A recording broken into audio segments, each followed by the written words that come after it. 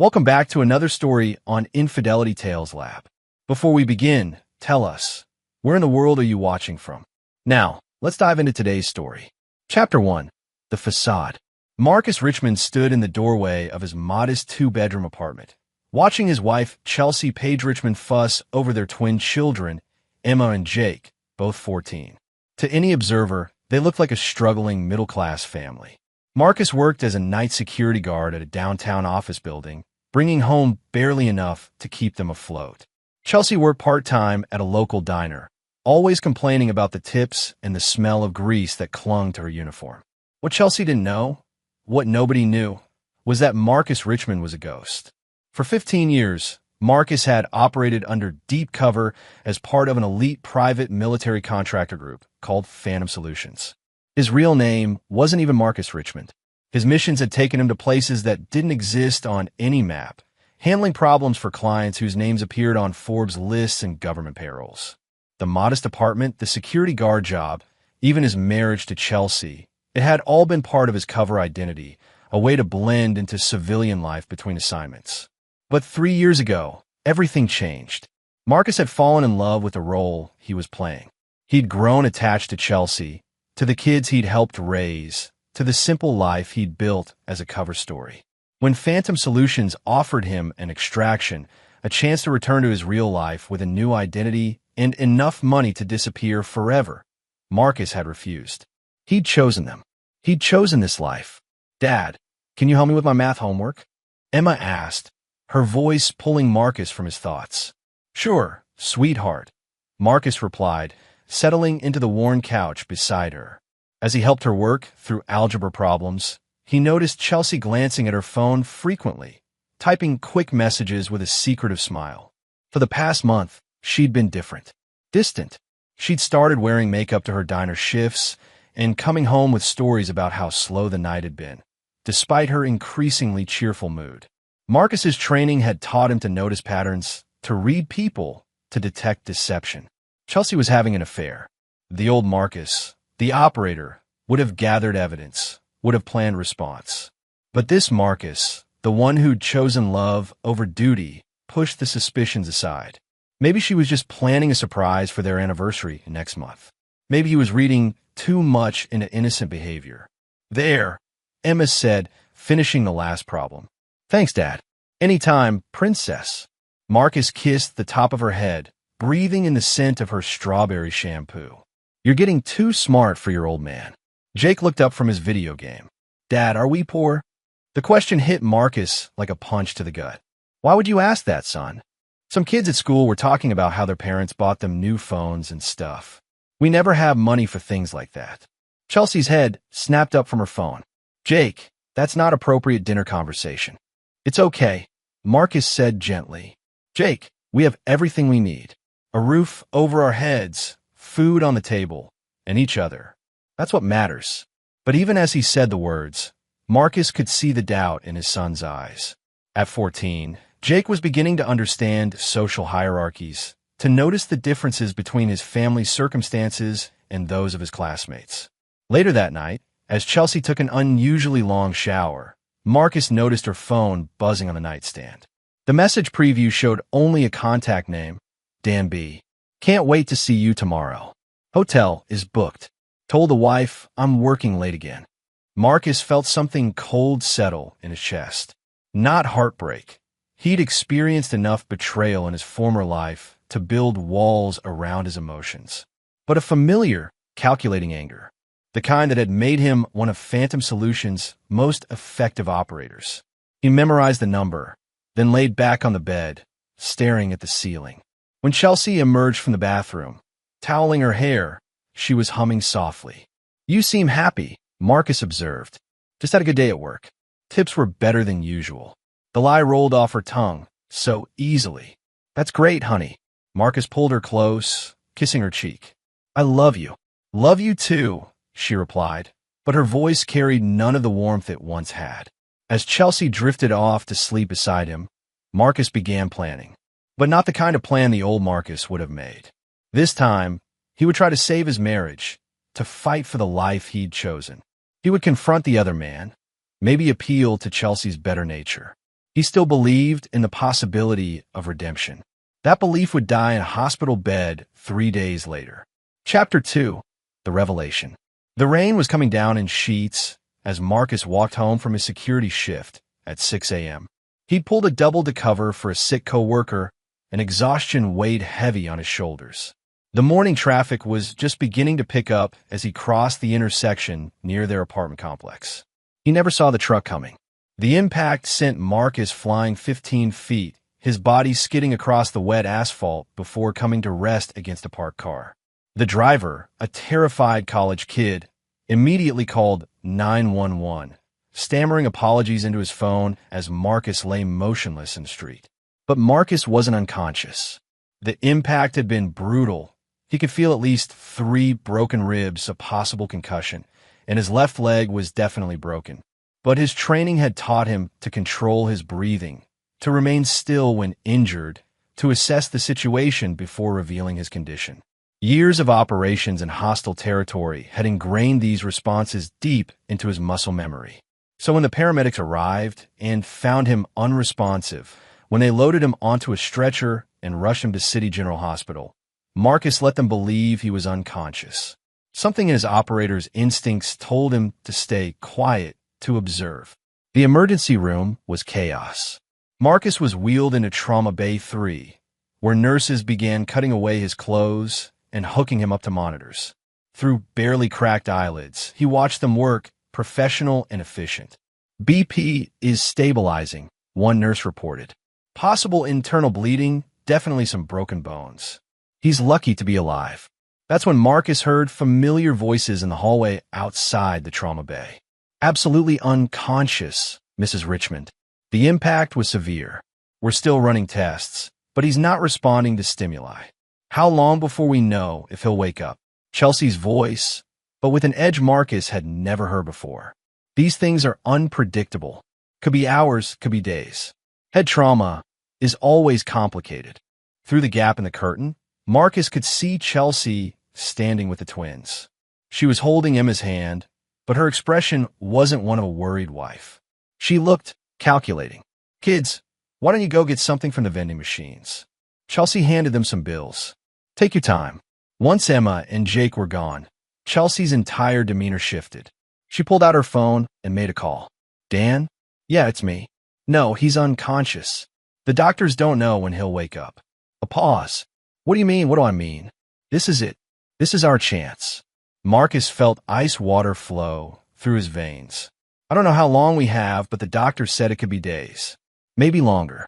We can clean out the apartment tonight. Take everything. Another pause. Yes, the kids too. They'll be better off anyway. The conversation continued for another few minutes, but Marcus had heard enough. Chelsea was planning to abandon him, thinking he might never wake up. But it got worse. When the twins returned, Chelsea had composed herself back into the role of the concerned wife. But her next words shattered any remaining illusions Marcus had about his family. Listen carefully, she told Emma and Jake in a low voice. Your father, he's not the man we thought he was. What do you mean, Mom? Emma asked, confused. He's a broke, useless dreamer. Always talking about how things would get better, but look where we are. Look at this place. Chelsea gestured around the hospital. This is where his big dreams got him. Mom, that's mean? Jake protested. Dad's hurt. Your dad is a loser, Jake. And now we can finally start a new life with your second dad. Chelsea's voice was cold, matter of fact. Dan has been taking care of us for months. He has money, a real job, a nice house. We can have everything we deserve. Marcus's heart shattered as he watched his children's faces. Emma started crying softly, while Jake just stared at his mother in shock. But what about Dad? Emma whispered. Your dad made his choices. We're making ours. Chelsea checked her phone. Dan's already started moving our important things to his place. Tonight, when visiting hours are over, we're going to pack up the rest and leave. We're just going to leave him here. Jake's voice cracked. He'll be fine. The hospital will take care of him. And if he wakes up, Chelsea shrugged.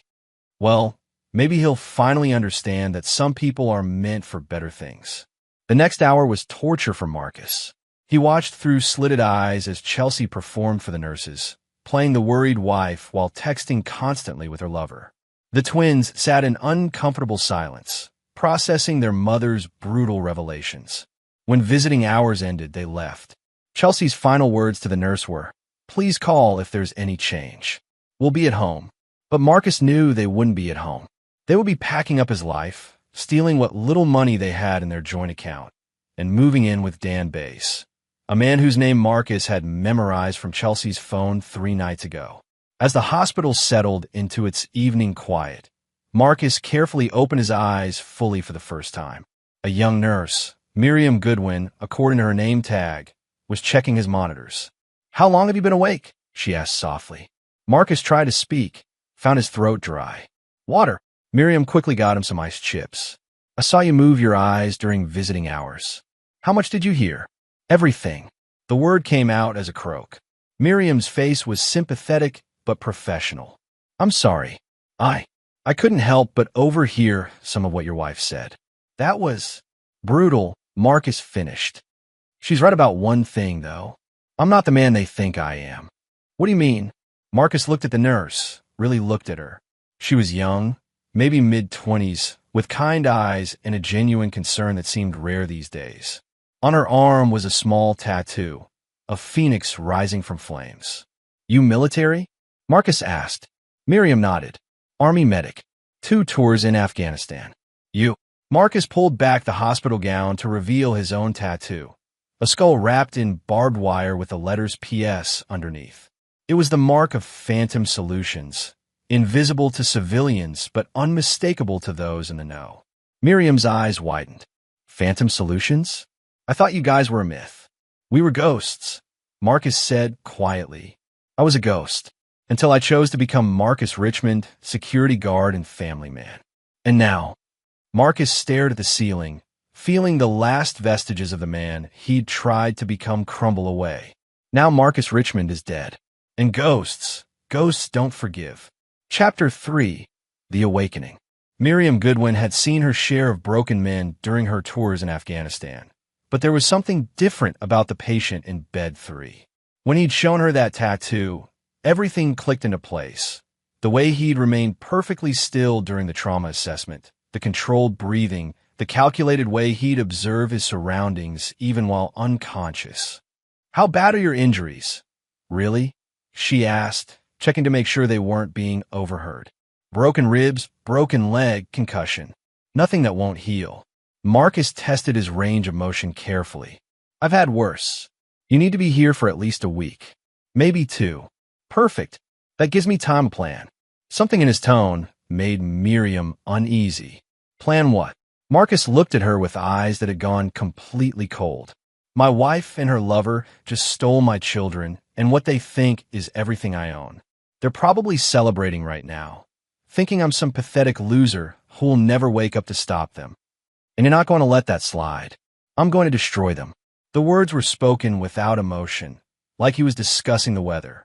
Completely, utterly, in ways they can't even imagine. Miriam had heard that tone before, from soldiers who'd been pushed past their breaking point. "What do you need from me?" "Information, for now." "And?" Marcus hesitated. "You said you were Army. What's your security clearance?" "Had secret clearance." "Why?" "Because in about 6 hours, this place is going to be crawling with people asking questions about me. My cover identity is about to be blown." Miriam frowned. "What do you mean?" Marcus pointed to his tattoo. "This isn't just any marking. It's linked to a biometric database. The moment the hospital ran my blood work and fingerprints for identification, it triggered alerts in systems most people don't know exist." As if summoned by his words, Miriam's supervisor appeared at the doorway. "Goodwin, we need to talk." She stepped outside, and Marcus could hear hushed, urgent conversation. When she returned, her face was pale. "The FBI is sending agents. Something about your identity being flagged in a federal database. They'll be here within the hour. Right on schedule." Marcus seemed completely unconcerned. "Here's what's going to happen. The agents will be from a task force that doesn't officially exist. They'll want to extract me, give me a new identity, relocate me somewhere safe. And you're going to refuse. I'm going to negotiate." The next hour passed quickly. Miriam had to maintain the pretense of normal patient care while Marcus prepared for what was coming. True to his prediction, two agents arrived, a woman in her 40s with steel gray hair and a younger man who looked like he'd stepped out of a recruitment poster. "Mr. Richmond," the woman said, "or would you prefer we use your real name?" "Marcus will do fine. And you are?" "Agent Dale Kenny, FBI. This is Agent Eric McMahon. We understand you've had an accident, among other things." Marcus gestured to his broken leg. "I assume you're here about the biometric flag. Your cover identity was compromised the moment you entered the federal medical database. There are people looking for you, Mr. Richmond. People who don't have your best interests at heart. People from my former life, among others. We're prepared to offer you full extraction, new identity, relocation, financial support. You just need to come with us." Marcus was quiet for a long moment. "I have a better offer." Agent Kenny raised an eyebrow. "I'm listening. I want back in. Full reinstatement to Phantom Solutions, access to resources, operational support." "That's impossible. You've been out of the game for 3 years. Your psychological profile has nothing to do with my operational capabilities." Marcus's voice hardened. "You came here because my identity was blown, but it wasn't blown by accident." The two agents exchanged glances. "Explain." "Someone ran my biometrics through the system deliberately. Someone who wanted you to find me, which means someone knows exactly who and where I am." Agent McMahon leaned forward. "You think this was targeted?" "I think my accident wasn't an accident at all." Marcus had been piecing it together since the agents arrived. "The timing is too convenient. The driver was a college kid, probably paid to be in exactly the right place at the right time. Someone wanted me out of commission, wanted my family to think I was helpless. Who would do that? Someone who knows what I'm capable of. Someone who wanted to neutralize me before making their move." Marcus met Agent Kenny's eyes. "I want to find out who, and I want resources to deal with them appropriately. Even if we could authorize that, you're in no condition for field work. I'll heal, and while I do, I can operate from here. All I need is access to the Phantom database and a secure communication channel." Agent Kenny was quiet for a long moment. "Why aren't you telling us?" Marcus smiled for the first time since the accident, but it wasn't a pleasant expression. "My wife and her lover just made the biggest mistake of their lives. They think they're stealing from a security guard. They have no idea they just declared war on a ghost. And you want to haunt them. I want to erase them. Completely. Permanently. In ways that will serve as a warning to anyone else who might be stupid enough to cross me." The room was silent for several minutes. Finally, Agent Kenny nodded. "We'll need to discuss this with our superiors. But, unofficially, if what you're saying is true, if someone deliberately blew your cover, then Phantom Solutions has a security breach to investigate. And I'm the perfect person to investigate it. From a hospital bed."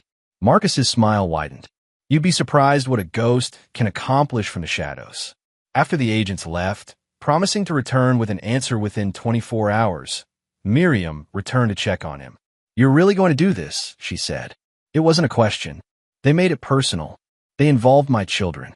And worst of all, Marcus's expression grew dark. "They underestimated me. What happens when they realize their mistake? By then, it'll be too late. Ghosts don't give warnings, Miriam. We just make people disappear." That night, as Marcus lay in his hospital bed planning his return to a world he'd tried to leave behind, his phone began ringing. The caller ID showed Chelsea's number. The first call came at 11 p.m., then another at 11:15. By midnight, his phone showed 23 missed calls and 15 voicemails. Marcus smiled in the darkness and turned off his phone without listening to a single message. The ghost was awake, and he was hungry. Chapter 4. The Resurrection. Agent Dale Kenny returned the next morning with a tablet computer and a face that revealed nothing. Marcus had been awake since 4 a.m., planning and thinking, his mind operating with the cold precision he'd thought he'd left behind forever. "Your reinstatement has been approved," Kenny said without preamble. "Provisional status, reporting directly to me. Your cover story remains intact. To everyone else, you're still Marcus Richmond, security guard." "What changed their minds?" "We ran a background check on your wife's boyfriend, Dan Bass. Turns out he's been busy." Kenny activated the tablet. showing Marcus a series of photographs. Daniel Lawrence Bass, 34, works as an assistant manager at Pinnacle Construction. Divorced, one child he doesn't see. Gambling problem that puts him about $60,000 in debt to some very unpleasant people. Marcus studied the photos. Dan was average height, soft around the middle, with thinning hair and the look of a man who'd never been tested by real adversity. Not exactly criminal mastermind material. No, but he's desperate, and desperate people do stupid things. Like agreeing to help neutralize a Phantom Solutions operative in exchange for a clean slate with his creditors. The pieces clicked into place. Someone paid off his debts in exchange for information about me. We think so. The timing is too clean. Bass starts his affair with your wife exactly 6 months ago. The same time his debt mysteriously disappears. Your accident happens 3 days after your cover identity starts showing activity in federal databases. Someone's been watching me, testing my security protocols, and you were too busy playing house to notice. Kenny's tone was disapproving, but not entirely unsympathetic. Marcus absorbed this without defensiveness. It was true. He'd let his guard down, allowed emotion to cloud his operational judgment. It was a mistake he wouldn't make again. What do we know about who's pulling Bass's strings? Still working on that. But we have a lead. Bass received a cash payment of $75,000 2 weeks ago, deposited into a Cayman Islands account under a corporate shell. Untraceable. For now. But money leaves footprints, even when people try to hide it. We'll find the source. Marcus nodded, already thinking 3 steps ahead. I need to know everything about Bass. His routines, his weaknesses, his fears. I want a complete psychological profile. Already in progress. What else? I need to know where my family is staying. Not to contact them, he added quickly, seeing Kenny's expression. To monitor the situation. They're at Bass's house. 2-story colonial in Westfield Heights. Your wife cleared out your joint account, all $2,847 of it, and took most of your possessions, including your dog. Marcus felt a cold rage building. Max was an 8-year-old German Shepherd he'd rescued as a puppy. The dog had been one of the few constants in his cover life, and one of the things he'd genuinely grown to love. They took my dog, among other things. The children are enrolled in new schools starting Monday. Your wife has already filed paperwork to change their last names to Bass. She's moving fast. She thinks you're dying. Or dead. Kenny showed him another screen. Your phone has received 71 calls from her number in the last 18 hours. She's left 23 voicemails. Probably trying to cover her tracks. Create a record of the worried wife trying to reach her unconscious husband. That's our assessment too. Should we monitor her communications? Absolutely. But carefully. I don't want to spook her yet. Kenny made notes on the tablet. What's your operational objective? Marcus was quiet for a long moment, staring out the hospital window at the city beyond. When he spoke, his voice was utterly without warmth. Total destruction. I want Bass ruined. Financially, socially, psychologically. I want my wife to understand exactly what she threw away, and then I want to take everything she thinks she's gained. I want them both to know they destroyed their lives the moment they decided to betray me. And your children are old enough to have made their choice. They went along with abandoning their father for a better lifestyle. They'll live with the consequences. That's harsh. That's realistic. I try to be the loving father, the devoted husband. It got me a hospital bed and a knife in the back. Marcus met Kenny's eyes. I'm done being Marcus Richmond, family man. From now on, I'm exactly what I always was. A weapon. What do you need to get started? Access to Phantom's financial resources, a secure laptop, and a way to monitor the house in Westfield Heights without being detected. The surveillance can be arranged. How much financial access are we talking about? Enough to make some very expensive problems disappear, and enough to create some new ones for the right people. Kenny made more notes. Anything else? Yes. I need you to arrange for some flowers to be sent to Chelsea. From her loving, devoted husband who's fighting for his life in the hospital.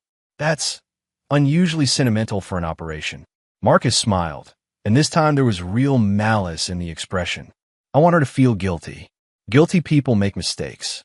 And when she makes her first mistake, I'll be ready. After Kenny left, Marcus used his new secure laptop to begin building psychological profiles of his targets. Base was weak, driven by greed and fear. He could be manipulated through his ego and his desperation to appear successful. Chelsea was more complex. She'd shown a calculating ruthlessness that Marcus had never seen before, but also a fundamental selfishness that could be exploited. The key would be to turn them against each other. Make them paranoid. Make them suspicious. People who didn't trust each other made fatal errors in judgment. His phone buzzed with a text message from an unknown number. "The flowers are beautiful. Thank you. I love you. See." Marcus deleted the message without responding. Let her wonder. Let her worry about why he wasn't answering. Let the guilt begin to eat at her. He opened a new file on his laptop and began typing. Operation Ghost Protocol. Phase 1. Psychological Warfare. Objective: isolate targets from support systems and establish doubt regarding their security and safety. Primary targets: Chelsea Paige Richmond, Daniel Base. Secondary targets: Emma Richmond, Jake Richmond, monitoring only, no direct action. Tertiary objectives: identify and neutralize unknown third party responsible for operational compromise. As he worked, Marcus felt the familiar cold focus settling over him. The part of him that had loved Chelsea, that had wanted to be a father to Emma and Jake, was being carefully sealed away. What remained was the operator, calculating, patient, and absolutely without mercy. They'd awaken a ghost. Now, they would learn what ghosts did to the living. Chapter 5. The Hunt Begins. 3 days after his resurrection as an operative, Marcus was transferred to a private room with enhanced security features. To any observer, he was simply a patient recovering from serious injuries. In reality, his room had become a command center. Agent Eric McMahon arrived that morning with surveillance reports and a grim expression. "We've been monitoring the house in Westfield Heights," he said, spreading photos across Marcus's hospital table. "Your family has settled in quickly." Too quickly. Marcus studied the images. Chelsea and the twins moving boxes, Base grilling in the backyard, all of them laughing and looking remarkably comfortable for people who'd supposedly just fled a tragic situation. How long did it take her to stop wearing her wedding ring? Marcus asked. 12 hours after she left the hospital. We have photos of her throwing it in a dumpster behind Base's office building. Marcus felt nothing. The emotional Marcus Richmond, who would have been devastated by that image, was gone, replaced by the operational mind that saw it simply as intelligence data. What about Base's financial situation? That's where it gets interesting. McMahon produced another set of documents. The $75,000 payment we traced? It wasn't the only one. Base has been receiving regular payments for the past 8 months. Small amounts, $500 to $1,000, deposited into various accounts. Payment for surveillance on me. That's our working theory. Someone's been building a file on Marcus Richmond for almost a year. Show me Base's psychological profile. McMahon handed over a thick folder. Marcus read through it quickly, his trained mind absorbing and categorizing the information. Daniel Base was a textbook example of middle-aged desperation. Divorced, financially struggling, watching younger colleagues advance while he stagnated. He had a history of gambling, minor fraud, and using women for financial support. He's a user, Marcus concluded. Classic narcissistic personality with sociopathic tendencies. He doesn't love Chelsea. He sees her as a convenient solution to his problems. And your wife is about to learn exactly what kind of man she's chosen over me. Marcus opened his laptop and began typing orders. Within hours, several things would happen simultaneously. Base's creditors, the dangerous ones he thought had been paid off, would receive anonymous tips about his new address and improved living situation. The IRS would receive an anonymous report about unreported income. His ex-wife would receive copies of photos showing him living with another woman and her children. But most importantly, Base would begin receiving gifts. "I want you to arrange for deliveries to the house," Marcus told McMahon. Expensive deliveries. Cases of wine, luxury food items, electronics. All paid for with untraceable cash. All with gift cards reading, "Thanks for a job well done." You want to make him paranoid. I want to make him terrified. Base is a small-time player who thinks he's hit the big leagues. When expensive gifts start showing up with cryptic messages, he's going to assume his mysterious benefactor is checking up on him. And when he gets paranoid, he'll start making mistakes, demanding answers from people who might not want to give them, asking questions that will expose the larger operation. While McMahon arranged the deliveries, Marcus focused on Chelsea. She was the more dangerous of the two, smarter, more calculating, more capable of long-term planning. But she had vulnerabilities. Her social media profiles revealed a woman obsessed with image and status. She'd already begun posting photos of her new life, careful not to include Base directly, but showing off the upgraded circumstances. New clothes, fancy restaurants, a lifestyle that was dramatically better than what she'd had with Marcus. Marcus began creating fake social media accounts, carefully building networks of mutual friends and local connections. Then he began commenting on Chelsea's posts, always supportive, always encouraging, but with subtle questions. Wow, things have really improved for you lately. How did you manage such a quick turnaround? Your husband must be doing so much better to afford all this. Is he out of the hospital yet? The kids look so happy in their new school. Was it hard for them to leave their father behind? Each comment was designed to make her followers ask questions, to plant seeds of doubt about her story. Marcus knew that Chelsea had been telling people her husband was still unconscious, that she was staying with a friend while she waited for him to recover. The cognitive dissonance between that story and her obvious improvement in circumstances would create pressure. By evening, Marcus had one more surprise arranged. A florist would deliver another bouquet to the house, but this time with a different message, to Chelsea and Dan, wishing you both exactly what you deserve. A concerned friend. That night, Marcus's secure phone rang. Agent Kinney's voice was tight with concern. We have a problem. Base received a visitor this afternoon. Someone who doesn't appear in any of our databases. Describe them. Male, approximately 40, well-dressed, drove a car with diplomatic plates. Our surveillance team couldn't get close enough for detailed photos. How long was he there? 20 minutes. Base looked shaken when he left. Marcus processed this information. Someone higher up the food chain was getting nervous about the operation. The anonymous gifts, the social media pressure, the mysterious flowers, his psychological warfare was having the intended effect. Increase surveillance. I want to know every person who goes in or out of that house. Marcus, Kinney's voice carried a warning. If there are diplomatic plates involved, this operation could have international implications. We might need to pull back. No. Marcus's voice was absolute. They made this personal when they targeted my family. I don't care who's pulling the strings. I'm going to cut them all. After ending the call, Marcus opened a new file on his laptop. The psychological pressure campaign was working, but it was time to escalate. Phase 2 would be more direct, more personal, and infinitely more dangerous. He began typing operational orders that would have terrified the Marcus Richmond who'd been lying in this hospital bed a week ago. But that man was dead. What remained was something much more dangerous. A ghost with unlimited resources and absolutely nothing left to lose. Outside his window, the city lights twinkled like stars. Somewhere out there, Chelsea and Base were probably settling down for the night, feeling secure in their new life together. They had no idea that their world was about to collapse around them. Marcus smiled in the darkness and continued planning their destruction. Chapter 6. The Trap. 2 weeks after the accident, Marcus was discharged from the hospital. His leg was in a walking cast, his ribs were still tender, but he was mobile enough for what came next.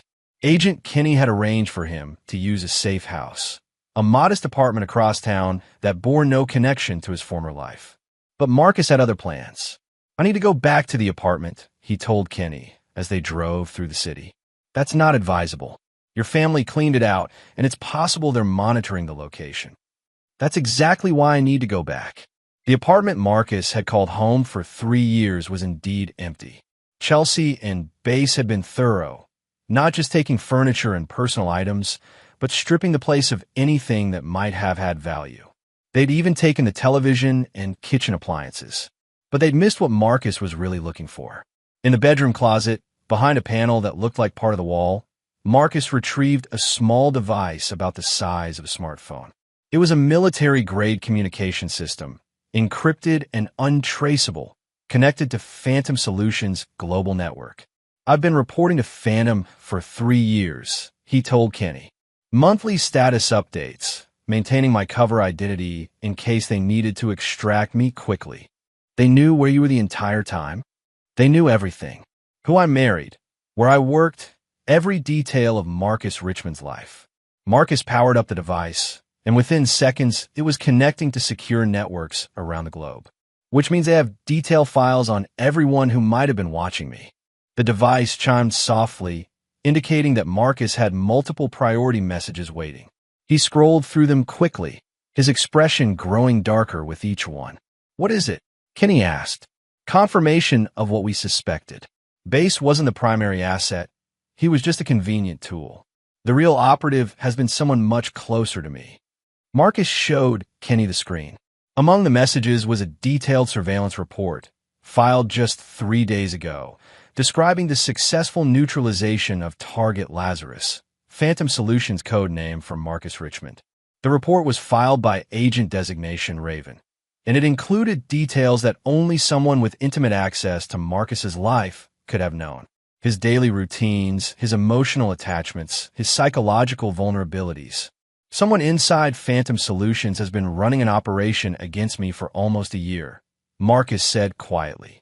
"Base was just the trigger man. The real enemy is someone I trusted. Do you know who Raven is?" "I have suspicions, but first we're going to confirm them." Marcus began typing commands into the device. "I'm requesting a full operational support package. Surveillance equipment, tactical gear, financial resources. For what purpose?" Base and Chelsea think they've won. They're living in their perfect little suburban dream, convinced that their biggest problem is behind them. They have no idea they're about to become bait in a much larger trap. Within hours, Marcus had transformed the empty apartment into a command center that would have impressed military intelligence professionals. Phantom Solutions had couriered in equipment that officially didn't exist. Surveillance devices smaller than coins, listening devices that could pick up conversations through steel walls, and communication systems that could hack into any electronic device within a 5-mile radius. By evening, Marcus had complete digital surveillance of the base house. He could hear conversations in real time, see through any camera-enabled device in the building, and monitor all electronic communications. What he discovered was both satisfying and infuriating. Chelsea and Base were already fighting. "Can't keep spending money like this, Dan. Where's it all coming from?" "I told you, it's bonus payments from the construction project. Big companies pay well for discretion." "What kind of discretion requires $75,000? The kind that bought us this house, bought your kids new schools, bought you that jewelry you're wearing. Don't ask questions about things that benefit you." Marcus watched through the house's security cameras as Chelsea paced the living room, clearly agitated. The mysterious gifts he'd been sending were having their intended effect, creating suspicion and paranoia. "And what about these deliveries? The wine, the electronics, the weird thank you notes. Probably just corporate gifts. Companies do that. Companies don't send bottles of wine that cost $500 each, Dan. Someone knows what you did." Base's face went pale. "Keep your voice down. The kids might hear." "The kids are asking questions too. Emma wants to know why we haven't heard anything from the hospital about Marcus. Jake keeps asking when we're going to visit his father. Tell them he's still unconscious." "For 3 weeks? Dan, what if he wakes up? What if he remembers what happened?" Marcus leaned forward, interested in Base's response. "He's not going to wake up," Base said quietly. "The people I work with, they're thorough. Marcus Richmond's accident was just the beginning." Chelsea stopped pacing. "What do you mean, just the beginning? I mean, if he does wake up, if he becomes a problem, it'll be handled permanently." The room was silent for several long moments. Then Chelsea asked the question Marcus had been waiting for. "Who are these people, Dan? Who's really paying you?" Base looked around nervously, as if he could sense the invisible eyes watching him. "People you don't want to meet. People who could make us disappear if we become inconvenient." "You're scaring me." "Good. You should be scared. We took their money, we did their job, and now we keep our mouths shut and enjoy the benefits. That's the deal. And if Marcus wakes up and starts asking questions, then we hope our friends are as efficient at cleanup as they were at setup. Marcus turned off the audio feed and sat back in his chair. Bass had just confessed to conspiracy in an attempted murder, and he confirmed that there were other players involved, people dangerous enough to eliminate witnesses if necessary. More importantly, Bass was terrified, which meant he could be pressured into making mistakes. Marcus opened a new communication channel and began typing instructions to Agent Kenny. Tomorrow, Bass would receive a visit from someone claiming to represent his mysterious employers. Someone who would ask very specific questions about loose ends and security concerns. Someone who would make it clear that Bass's usefulness was approaching its expiration date. As for Chelsea, Marcus had a different plan. She was beginning to suspect that she'd gotten involved in something much more dangerous than a simple affair. It was time to make those suspicions impossible to ignore. He opened his laptop and began composing an email that would be sent from an anonymous account. Mrs. Richmond, you may not know me, but I knew your husband, the real Marcus Richmond. You have no idea what you've awakened or who is coming for you. Get out now while you still can. A friend. The email would be sent at 3 a.m., when Chelsea would be alone with her thoughts and her growing paranoia. By morning, she would be asking Bass questions he couldn't answer without revealing the full scope of his involvement. And when people started demanding answers they couldn't give, they made fatal mistakes. Marcus smiled as he scheduled the email and began planning the next phase of his operation. Bass and Chelsea thought they were living in a romance novel. The desperate man and the unhappy wife finding love and a better life together. They had no idea they were actually characters in a horror story. And the monster was just getting started. Chapter 7. The Pressure Cooker. At 3:47 a.m., Chelsea Richmond jolted awake to the sound of her phone buzzing.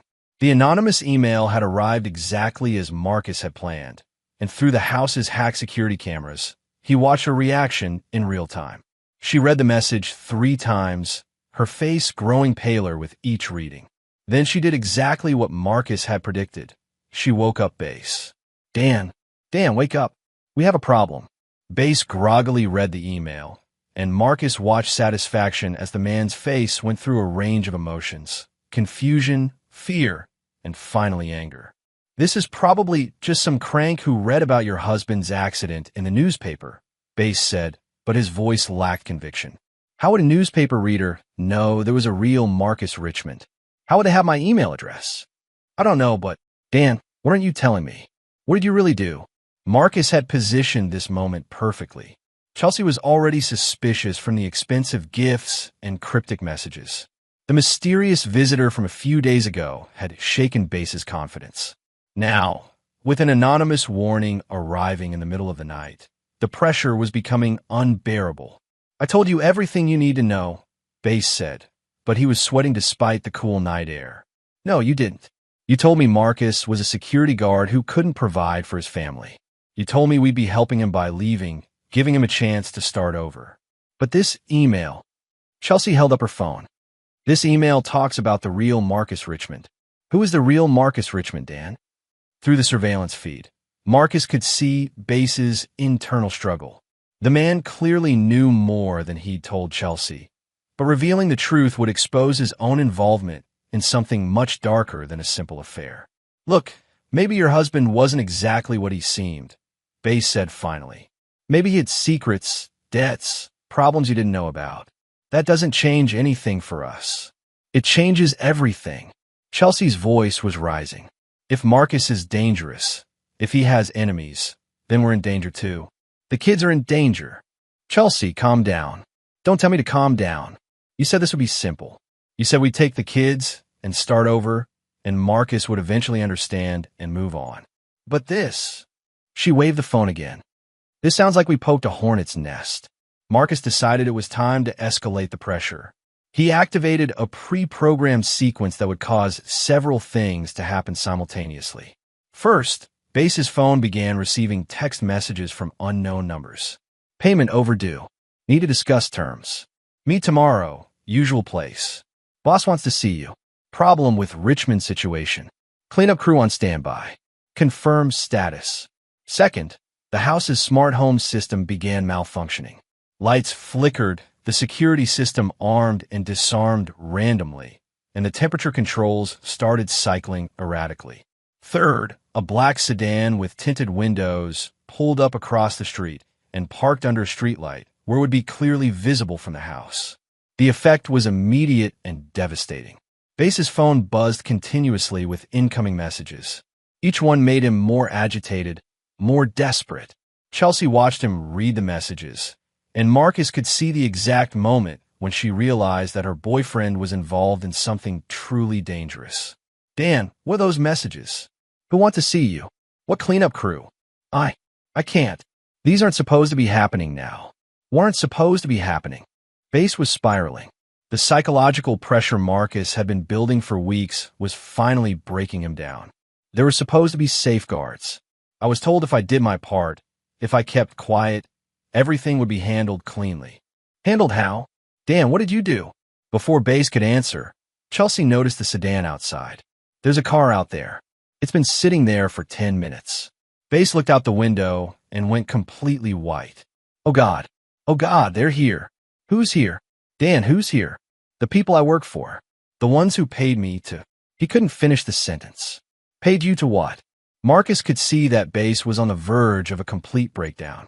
The man was cornered, facing pressure from multiple directions, and his natural cowardice was overwhelming his ability to think clearly. I wasn't supposed to hurt him, Base said quietly. I was just supposed to provide information. His routines, his habits, when he would be vulnerable. Chelsea stared at him in horror. You set up Marcus's accident. I needed the money. These people, they don't take no for an answer. They said they just wanted to neutralize him temporarily, get him out of the way, so we could be together. Neutralize him? Dan, you tried to have my husband killed. I thought it would just put him in the hospital for a while. Give us time to disappear with the kids. But now, these messages. Base was shaking. I think they're planning to finish the job. Chelsea backed away from him, her face a mask of revulsion and terror. You're a monster. You made me part of a murder conspiracy. Chelsea, please, we can fix this. Fix it? How do you fix attempted murder?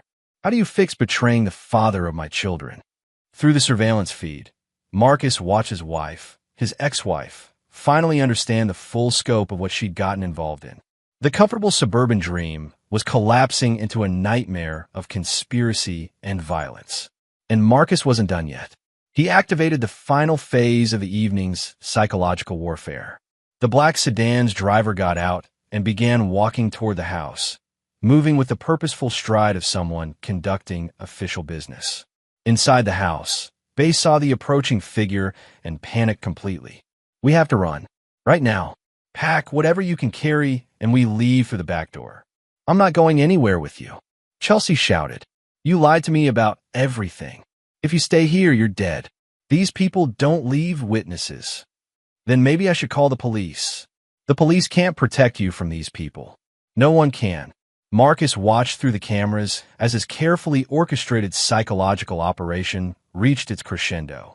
Chelsea and Base were turning on each other, fear and paranoia destroying whatever bond they'd thought they had. The approaching figure, actually Agent McMahon in disguise, knocked authoritatively on the front door.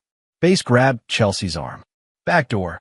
Now, leave the kids. We'll come back for them later. I'm not leaving my children.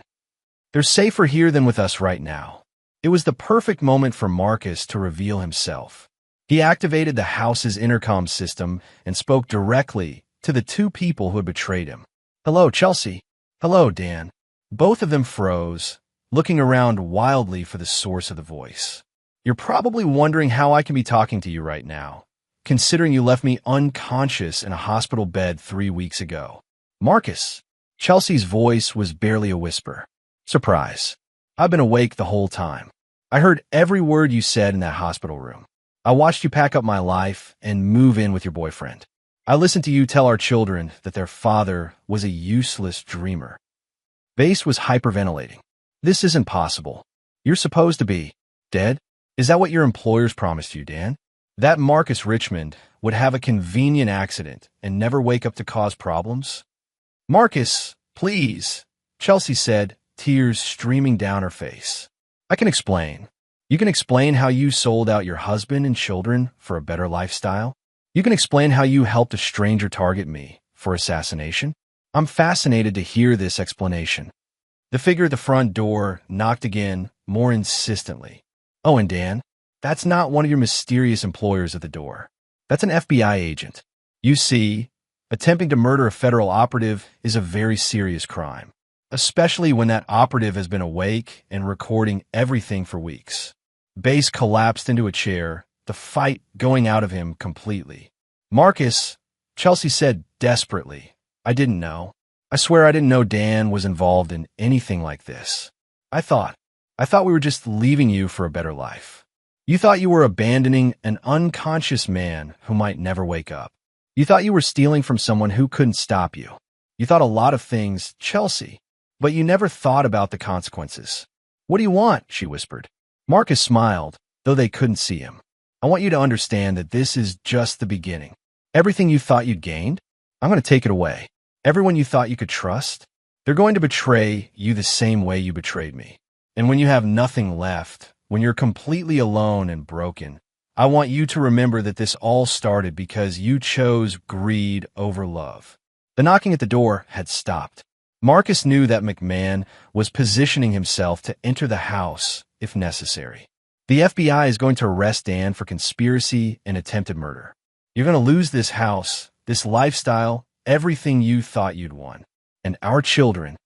Marcus's voice grew cold. Our children are going to learn exactly what kind of people their mother chose over their father. Marcus, please. My name isn't Marcus. Chelsea. Marcus Richmond was a cover identity, a role I played for 3 years because I thought I'd found something worth protecting. But Marcus Richmond is dead. You killed him in that hospital room. Then who are you? I'm someone you should have never crossed. I'm someone who doesn't forgive. And I'm someone who always collects his debts. The house fell silent except for Chelsea's quiet sobbing. Marcus ended the transmission and leaned back in his chair. Phase 3 was complete. Bass would be arrested within the next few minutes, and Chelsea would spend the rest of the night understanding that her comfortable new life had been built on a foundation of lies and violence. But this was still just the beginning. Marcus had much bigger plans for both of them, and for whoever had been pulling their strings. Chapter 8, The Reckoning. Agent McMahon entered the Bass house with backup, finding Chelsea Richmond sobbing on the living room floor and Dan Bass catatonic in an armchair, staring at nothing. Neither of them resisted arrest. Bass because he'd finally understood the scope of what he'd gotten involved in, and Chelsea because she was in shock. Marcus watched the arrest through his surveillance feed with cold satisfaction. But the real prize wasn't Bass or even Chelsea. It was the information Bass would provide once he understood his situation. 2 hours later, Marcus was in a federal holding facility, sitting across from Dan Bass in an interrogation room. Bass looked like he'd aged 10 years in the past few hours. His hands shook as he reached for the coffee Agent Kenny had provided. Hello, Dan, Marcus said quietly. Bass couldn't meet his eyes. I thought you were dead. A lot of people seem to have thought that. I'm curious about who told you that would be the case. I can't. They'll kill me. Marcus leaned forward slightly. Dan, look at me. Reluctantly, Bass raised his eyes. The people who hired you, they were planning to kill you anyway. You were always a loose end, always a liability. The only reason you're still breathing is because you're in federal custody. You don't understand. These people, they have reach. They have connections. So do I. The difference is my connections want to keep me alive. Yours want you dead. Marcus opened a folder and spread several photographs across the table. Do you know what these are? Bass looked at the photos and went pale. They showed him meeting with various people over the past months. People whose faces had been digitally enhanced to show their true identities. We know about every contact you've had with your handlers, Marcus continued. We know about every payment, every instruction, every dead drop. What we don't know is who's at the top of the food chain. I never met anyone important, just middle management types. But someone gave the orders. Someone wanted Marcus Richmond neutralized specifically. This wasn't random. This was targeted. Bass was sweating heavily now. All I know is that someone was willing to pay a lot of money to have you taken out of the picture. They said you were dangerous, that you were a threat to national security. And you believe them? I needed the money. My debts, my ex-wife, the child support. I was drowning. When they offered to clear everything and pay me on top of it, I didn't ask too many questions. Marcus studied Base's face, reading the micro-expressions that revealed truth from deception. The man was telling the truth about his limited knowledge, but there was something else. What aren't you telling me, Dan? There was something they said about you, about your real identity. What about it? They said Marcus Richmond wasn't your real name. They said you were someone important, someone with access to sensitive information. They made it sound like you were a traitor. Marcus felt a cold realization settling over him. This wasn't just about eliminating an inconvenient operative. Someone had marked him as a security risk, possibly a double agent. Did they mention Phantom Solutions? Base's eyes widened. How do you know that name? Answer the question. They said you were a rogue agent from something called Phantom Solutions. They said you'd gone native, compromised your mission by getting too attached to your cover identity. The pieces were falling into place. Someone within Phantom Solutions had decided that Marcus Richmond had become a liability. Not because he'd blown his cover, but because he'd chosen to make his cover identity real. Who was your primary contact? A woman.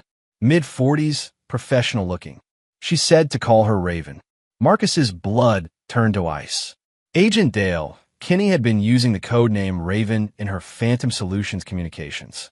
The same Agent Kinney who had authorized his reinstatement, who had given him access to resources, who knew every detail of his current operation.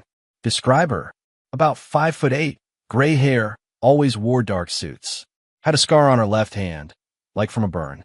It was definitely Kinney, which meant that everything since his accident had been orchestrated. Not just Base's betrayal, but his own reinstatement.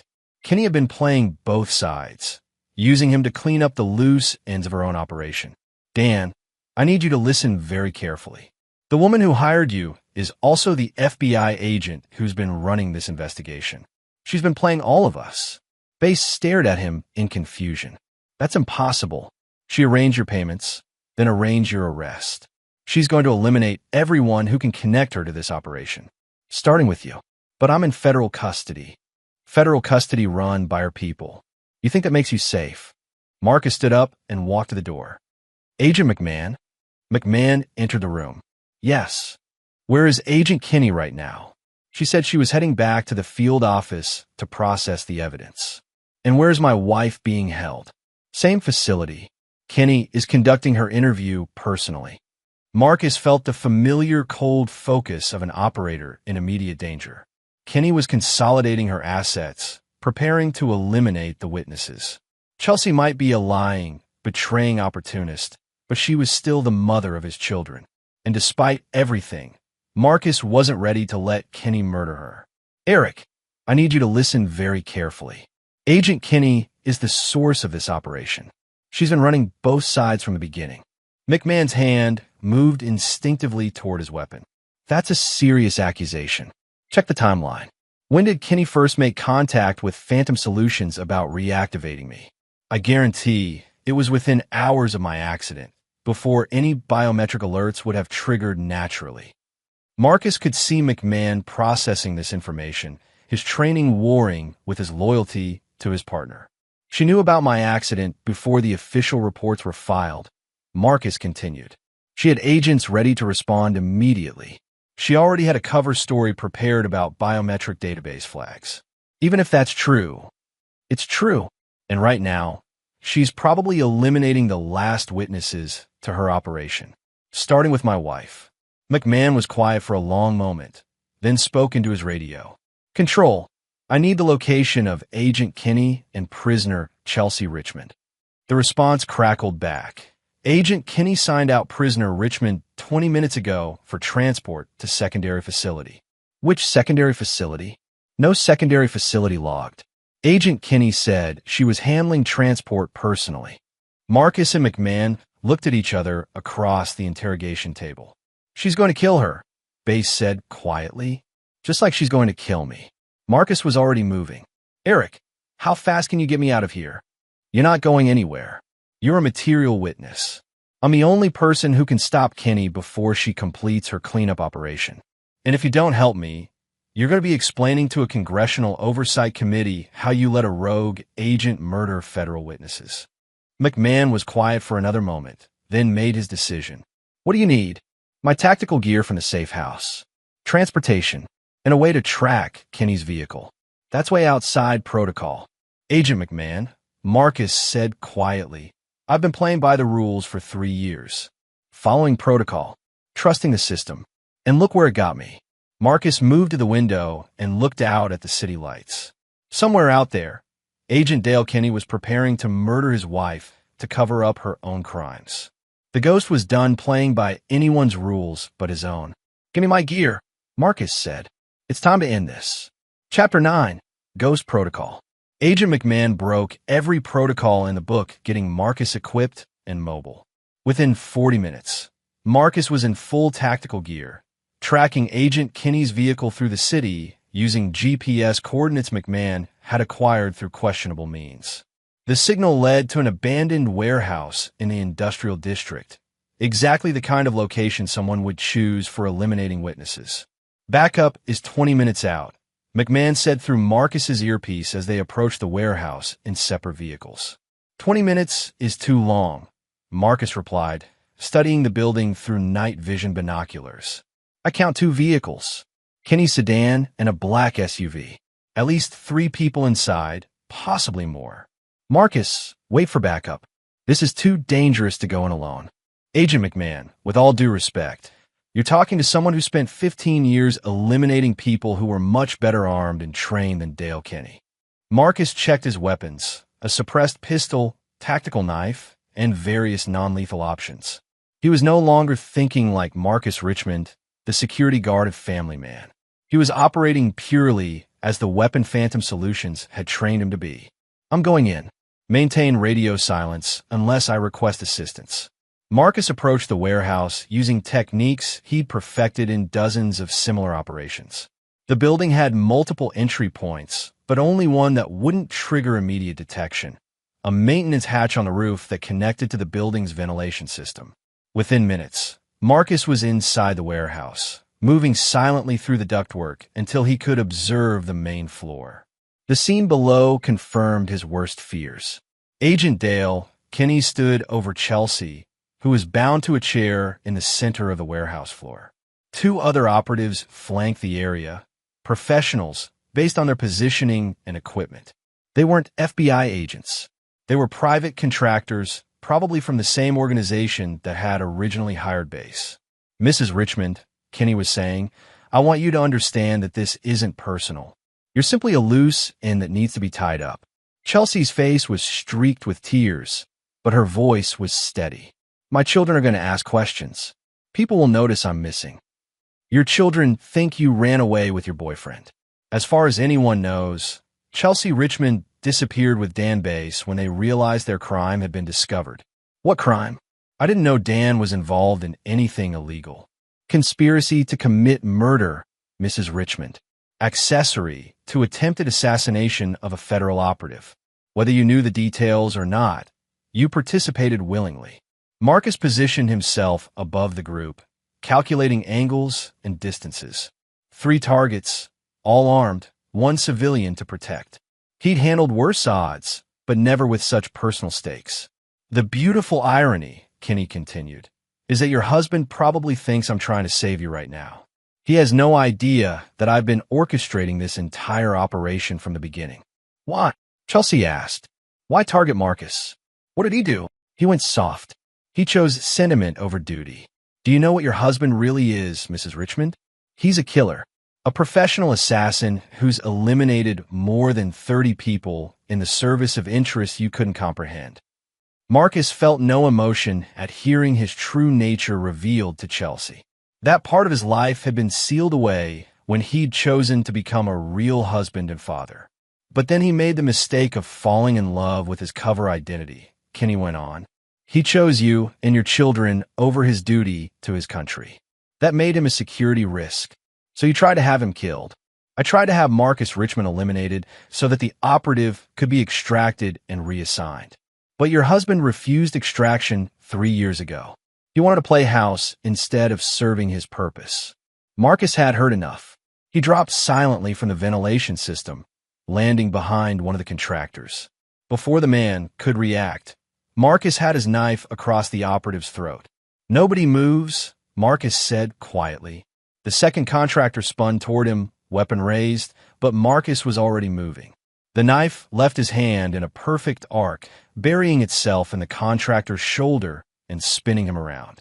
Marcus's suppressed pistol was out and aimed at Kenny before the wounded man hit the ground. "Hello, Dale." Kenny smiled, apparently unconcerned by the weapon pointed at her head. "Agent Richmond, or should I say, Operator Lazarus? You can call me the last person you'll ever see." Dramatic, but not accurate. Kenny nodded slightly, and Marcus heard the distinctive sound of multiple weapons being cocked behind him. "You didn't think I'd come here with just 2 contractors, did you? There are 6 more positioned throughout this warehouse. All of them have clear shots at your wife." Marcus didn't turn around. His training had taught him to assess threats without losing focus on primary targets. "Even if that's true, you'll still be dead before they can fire. And then they'll kill your wife. Is that really the outcome you want?"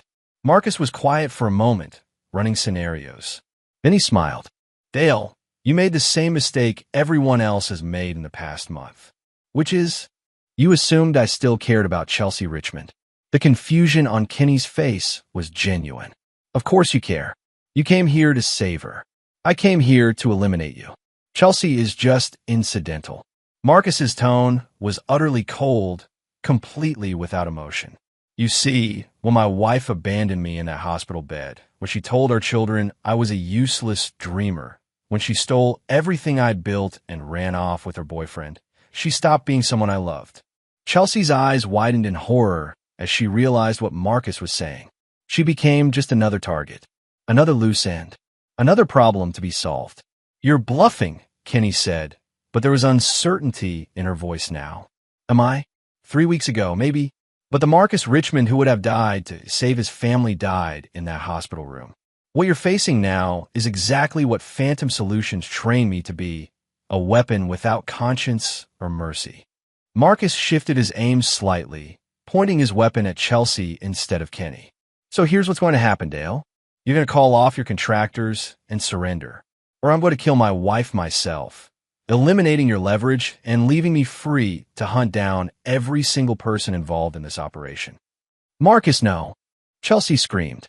"Please, I'm sorry. I didn't know." "You knew enough," Marcus said without looking at her. "You knew you were betraying someone who loved you. You knew you were abandoning someone who was helpless. You knew you were choosing greed over loyalty." He turned back to Kenny. "Your choice, Dale. Surrender, or watch me remove your advantage and then come for you." Kenny stared at him for a long moment, trying to read whether he was bluffing. What she saw in his eyes made her decision for her. "Stand down," she called to her hidden operatives. "All units, stand down." "Good choice." Marcus kept his weapon trained on Chelsea as he spoke into his earpiece. "Agent McMahon, I need that backup now. Multiple suspects in custody. Already en route. 2 minutes out." Marcus finally looked directly at Chelsea, seeing his wife, his ex-wife, clearly for the first time since the hospital. "Marcus," she whispered, "please. I know I made mistakes, but you made choices," Marcus corrected. "And choices have consequences. What about Emma and Jake? They're your children too." Emma and Jake chose their side when they went along with abandoning their father. They're old enough to understand loyalty and betrayal. They chose betrayal. They're just kids. They're teenagers who knew exactly what they were doing, just like their mother. The sound of vehicles approaching echoed through the warehouse. Backup was arriving, along with federal prosecutors who would ensure that everyone involved in the conspiracy faced appropriate consequences. Marcus holstered his weapon as armed agents swarmed the warehouse, taking Kenny and her contractors into custody. "What happens now?" Chelsea asked as they placed her in handcuffs. Marcus looked at her one final time, and his expression was completely without warmth or recognition. "Now you disappear. All of you. Bass will spend the rest of his life in federal prison. Kenny will face treason charges. And you," Marcus shrugged, "you'll face charges as an accessory to attempted murder of a federal operative. But the kids, The kids will learn that actions have consequences, that loyalty matters, that some betrayals can never be forgiven. As the agents led Chelsea away, she called back desperately, "Marcus, please. I love you." Marcus didn't respond. He stood in the empty warehouse, surrounded by the aftermath of an operation that had cost him everything he'd thought he wanted. Agent McMahon approached him carefully. "You okay?" "I'm exactly what I've always been," Marcus replied. "I just forgot for a while. What's next for you?" Marcus looked around the warehouse one final time, then walked toward the exit. "Phantom Solutions has offered me a choice. New identity, new assignment, clean slate. Or return to my cover identity and try to rebuild what's left of Marcus Richmond's life. Which are you going to choose?" Marcus stepped out into the night air, breathing deeply for the first time in weeks. Marcus Richmond was a weakness, a liability, a ghost who forgot he was supposed to be dead. He looked up at the stars, barely visible through the city's glow. "I'm going back to being what I do best. A weapon without attachments. A tool without sentiment.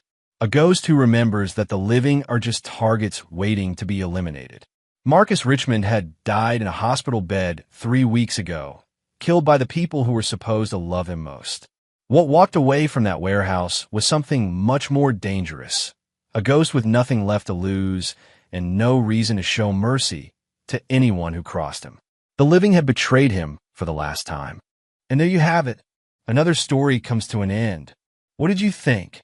I'd love to hear your thoughts in the comments below. If you enjoy this story, consider joining our community by subscribing.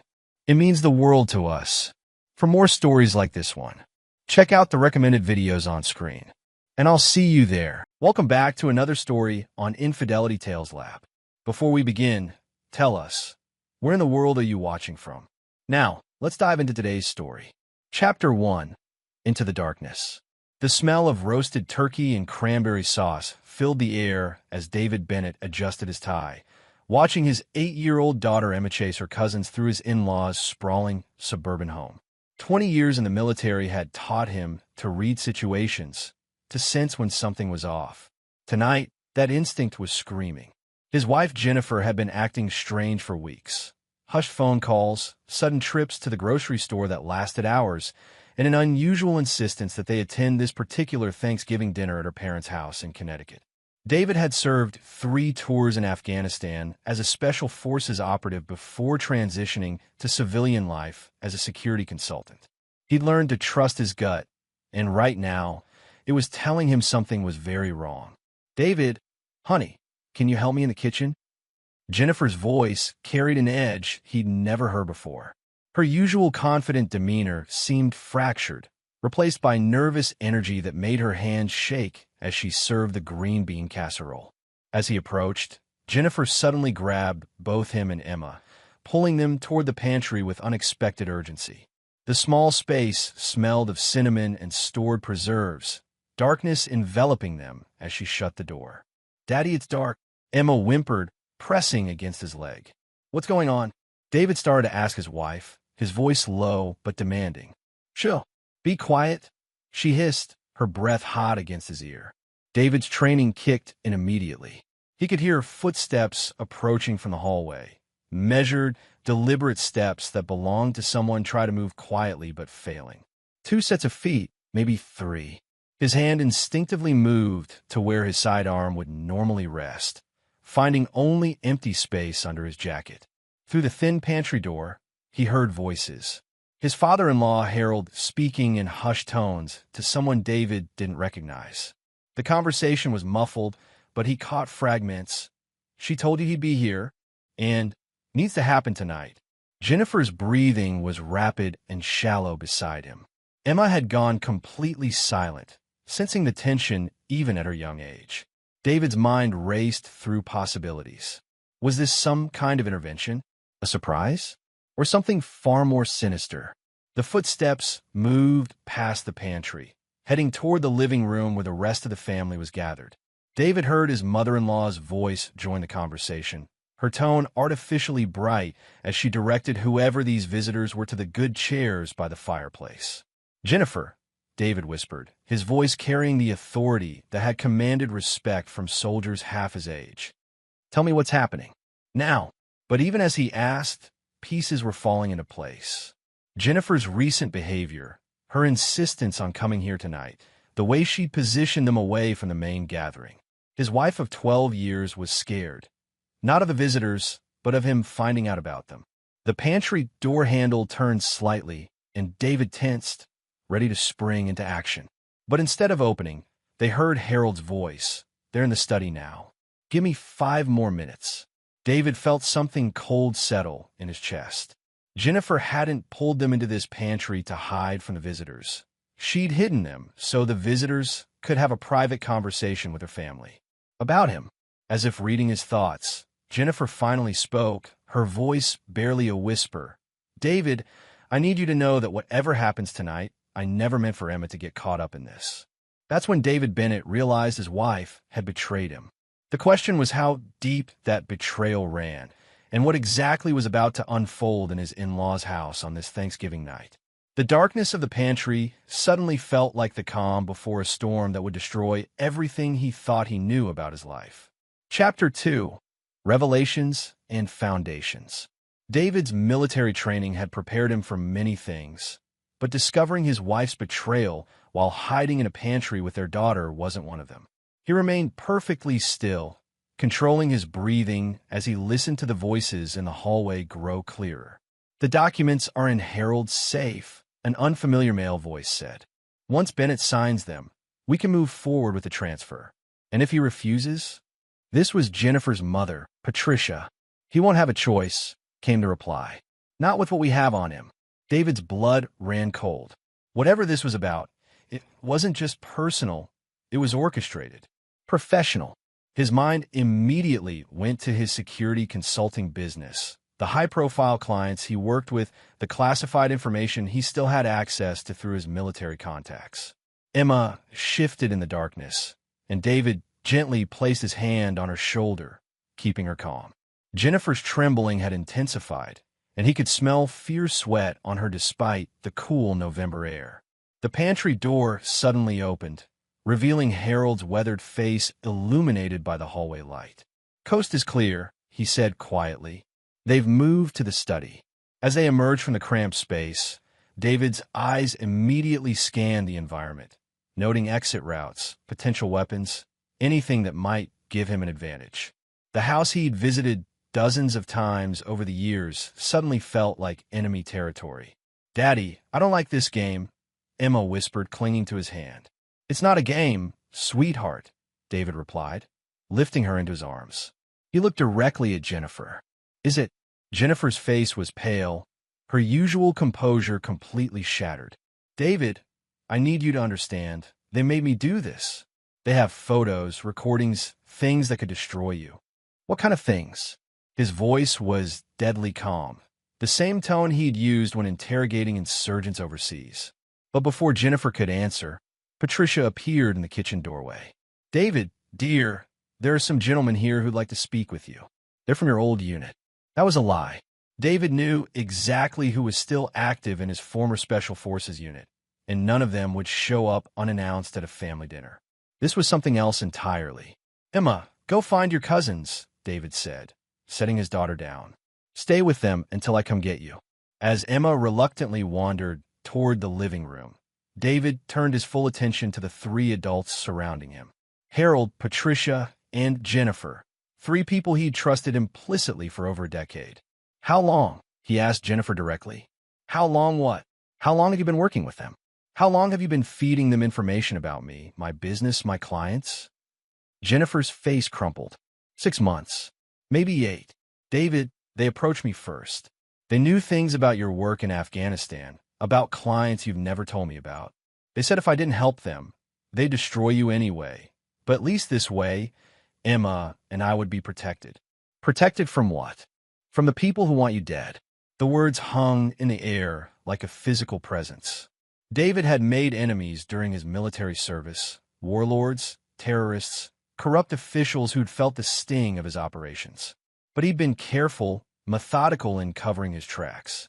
His transition to civilian life had been clean, or so he'd thought. Who are they? David demanded. Harold stepped forward, his face grave. Son, There are things about your military service that Jennifer never knew. Operations that were classified beyond your typical black ops. The people in the study, they're offering a way out. A way out of what? Prison, Patricia said bluntly. Or worse. David's mind raced. He'd been careful, legal in all his post-military activities. His security consulting firm handled corporate espionage prevention, not international incidents. Unless. Kabul, 2019, Jennifer said quietly. Operation Silent Thunder. They know what really happened there. David went completely still. Operation Silent Thunder had been a joint CIA Special Forces mission to eliminate a high-value target who'd been coordinating attacks on NATO forces. The mission had gone perfectly, too perfectly. The target had been eliminated along with his entire compound, including several individuals who'd officially never been there. That operation was sanctioned, David said carefully. The original operation was, Harold replied. But what you did afterward wasn't. The gold, David. The $20 million in gold bars that disappeared from that compound. David felt the world shift beneath his feet. He'd taken that gold, yes, but not for personal gain. It had funded 3 separate rescue operations for captured American soldiers, operations that the Pentagon had refused to authorize. He'd saved lives with that money, but officially, those rescue missions had never happened either. So this is blackmail, David concluded. This is survival, Jennifer said, tears streaming down her face. For all of us. But David Bennett wasn't the type of man who responded well to threats. As he looked at the 3 people who'd orchestrated his betrayal, something cold and calculating settled in his mind. They thought they knew him, thought they could manipulate him like some ordinary civilian. They were about to learn how wrong they were. Chapter 3. The Lion's Gambit. David followed Harold down the hallway toward the study, his mind working through scenarios with tactical precision. 20 years of military training didn't simply disappear because someone threatened him with blackmail. If anything, it made him more dangerous. The study door was partially open, revealing 2 men in expensive suits seated in leather chairs. Neither looked like government agents. Too polished, too comfortable. Private sector, David decided. Corporate mercenaries. Mr. Bennett. The older of the 2 stood as David entered. I'm George Hartley, and this is my associate Rick Vaughn. We represent certain interests who are very concerned about your extracurricular activities. David took the offered seat, but didn't shake hands. Cut the pleasantries. What do you want? Hartley smiled, but it didn't reach his eyes. Direct. I like that. Very well.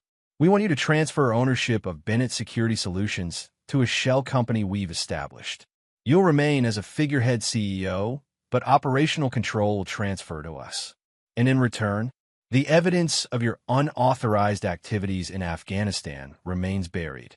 Your family remains safe. Your daughter grows up with a father who isn't in federal prison. Vaughn opened a briefcase and withdrew a thick folder. We have bank records showing suspicious transfers coinciding with your alleged rescue operations. We have satellite imagery of you at locations you shouldn't have been. We have testimony from surviving members of your unit. David's expression didn't change as he reviewed the documents. They were thorough, professional, and largely accurate. But they made one crucial mistake. They assumed he cared more about avoiding consequences than he did about being manipulated. This is impressive work, David acknowledged.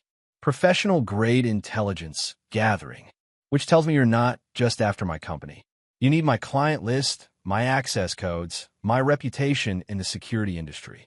Your perceptive abilities are exactly why we need you alive and cooperative, Hartley said. Who's paying for this operation? It's too expensive and too sophisticated for a simple corporate takeover. Vaughn and Hartley exchanged glances. That's not your concern. But David had already figured it out. The timing, the sophistication, the focus on his Afghanistan operations. This was about more than his security company. Someone wanted access to his clients, which included defense contractors, technology firms, and government agencies. This wasn't blackmail. It was recruitment. You're working for the Chinese, David stated, or the Russians. Someone who needs a backdoor into American defense infrastructure. The silence that followed confirmed his suspicions. The beauty of this arrangement, Hartley finally continued, is that everyone wins. You avoid prosecution, we get what we need, and your family stays safe. And if I refuse? Then tomorrow morning, FBI agents will arrest you for theft of government property, unauthorized military operations, and conspiracy. Your wife will be charged as an accessory for helping you launder the money through fake charitable donations. Your daughter will watch both her parents led away in handcuffs. David looked at the contract spread before him, noting the careful legal language designed to transfer not just ownership, but complete operational control of his company. They'd done their homework, crafted a perfect trap. Almost perfect. I need time to consider this, David said finally. You have until midnight, Vaughn replied. The paperwork needs to be filed before the federal databases update tomorrow morning. As David stood to leave, Hartley added, Mr. Bennett, I hope you'll make the smart choice. Your family is counting on you. David returned to the kitchen where Jennifer, Harold, and Patricia waited. Their faces showed a mixture of guilt, fear, and desperate hope that he'd simply comply. Well, Jennifer asked. I need to make some phone calls, David replied. Where's Emma? Watching a movie with her cousins in the basement. Good. Keep her there. David stepped onto the back patio, pulling out his encrypted satellite phone, a piece of equipment Jennifer didn't know he owned. The November air was crisp, and he could see his breath as he dialed a number he'd memorized but never written down. Phillips. Mac, it's Bennett. I need an immediate favor. Lieutenant Colonel Malcolm Phillips had served with David in Afghanistan and now worked in Pentagon intelligence. More importantly, he was one of the 3 people who knew the complete truth about Operation Silent Thunder and the subsequent rescue missions. Jesus, David, do you know what time it is? It's Thanksgiving. Someone's trying to blackmail me over Silent Thunder. They have details they shouldn't have. The line went quiet for a long moment. How detailed? Satellite imagery, bank records, unit testimony. Either we have a leak, or someone's been planning this for a very long time. Where are you? Connecticut. They want me to sign over my company by midnight. Don't sign anything. I'm making some calls. David, if this is what I think it is, you're not the target. You're the weapon they're trying to acquire. As David ended the call, he looked back through the kitchen window at his wife, his in-laws, and the 2 men who thought they held all the cards. They made one fundamental error in their planning. They assumed David Bennett was the same man who'd left the military 5 years ago. But 5 years of running a security company, of staying connected to intelligence networks, of carefully building relationships with people who could move mountains when necessary, had made him something far more dangerous than a retired soldier. He was a strategist with resources they couldn't imagine and a code that didn't allow for forgiveness of betrayal. Looking at his watch, David smiled for the first time that evening. He had 5 hours until their deadline. More than enough time to turn their perfect trap into their worst nightmare. Chapter 4. The Web Unravels. David re-entered the house through the front door, his satellite phone already working to coordinate what would become the most personal operation of his life. As he passed the living room, he could hear Emma's laughter from the basement, completely unaware that her world was about to change forever. In the kitchen, Jennifer sat at the table with her parents, the 3 of them looking like defendants waiting for a verdict. Their faces showed varying degrees of guilt and desperation, but David felt no sympathy. Betrayal, especially from family, was unforgivable. The men in the study, David said, taking a seat across from his wife. How did they first approach you?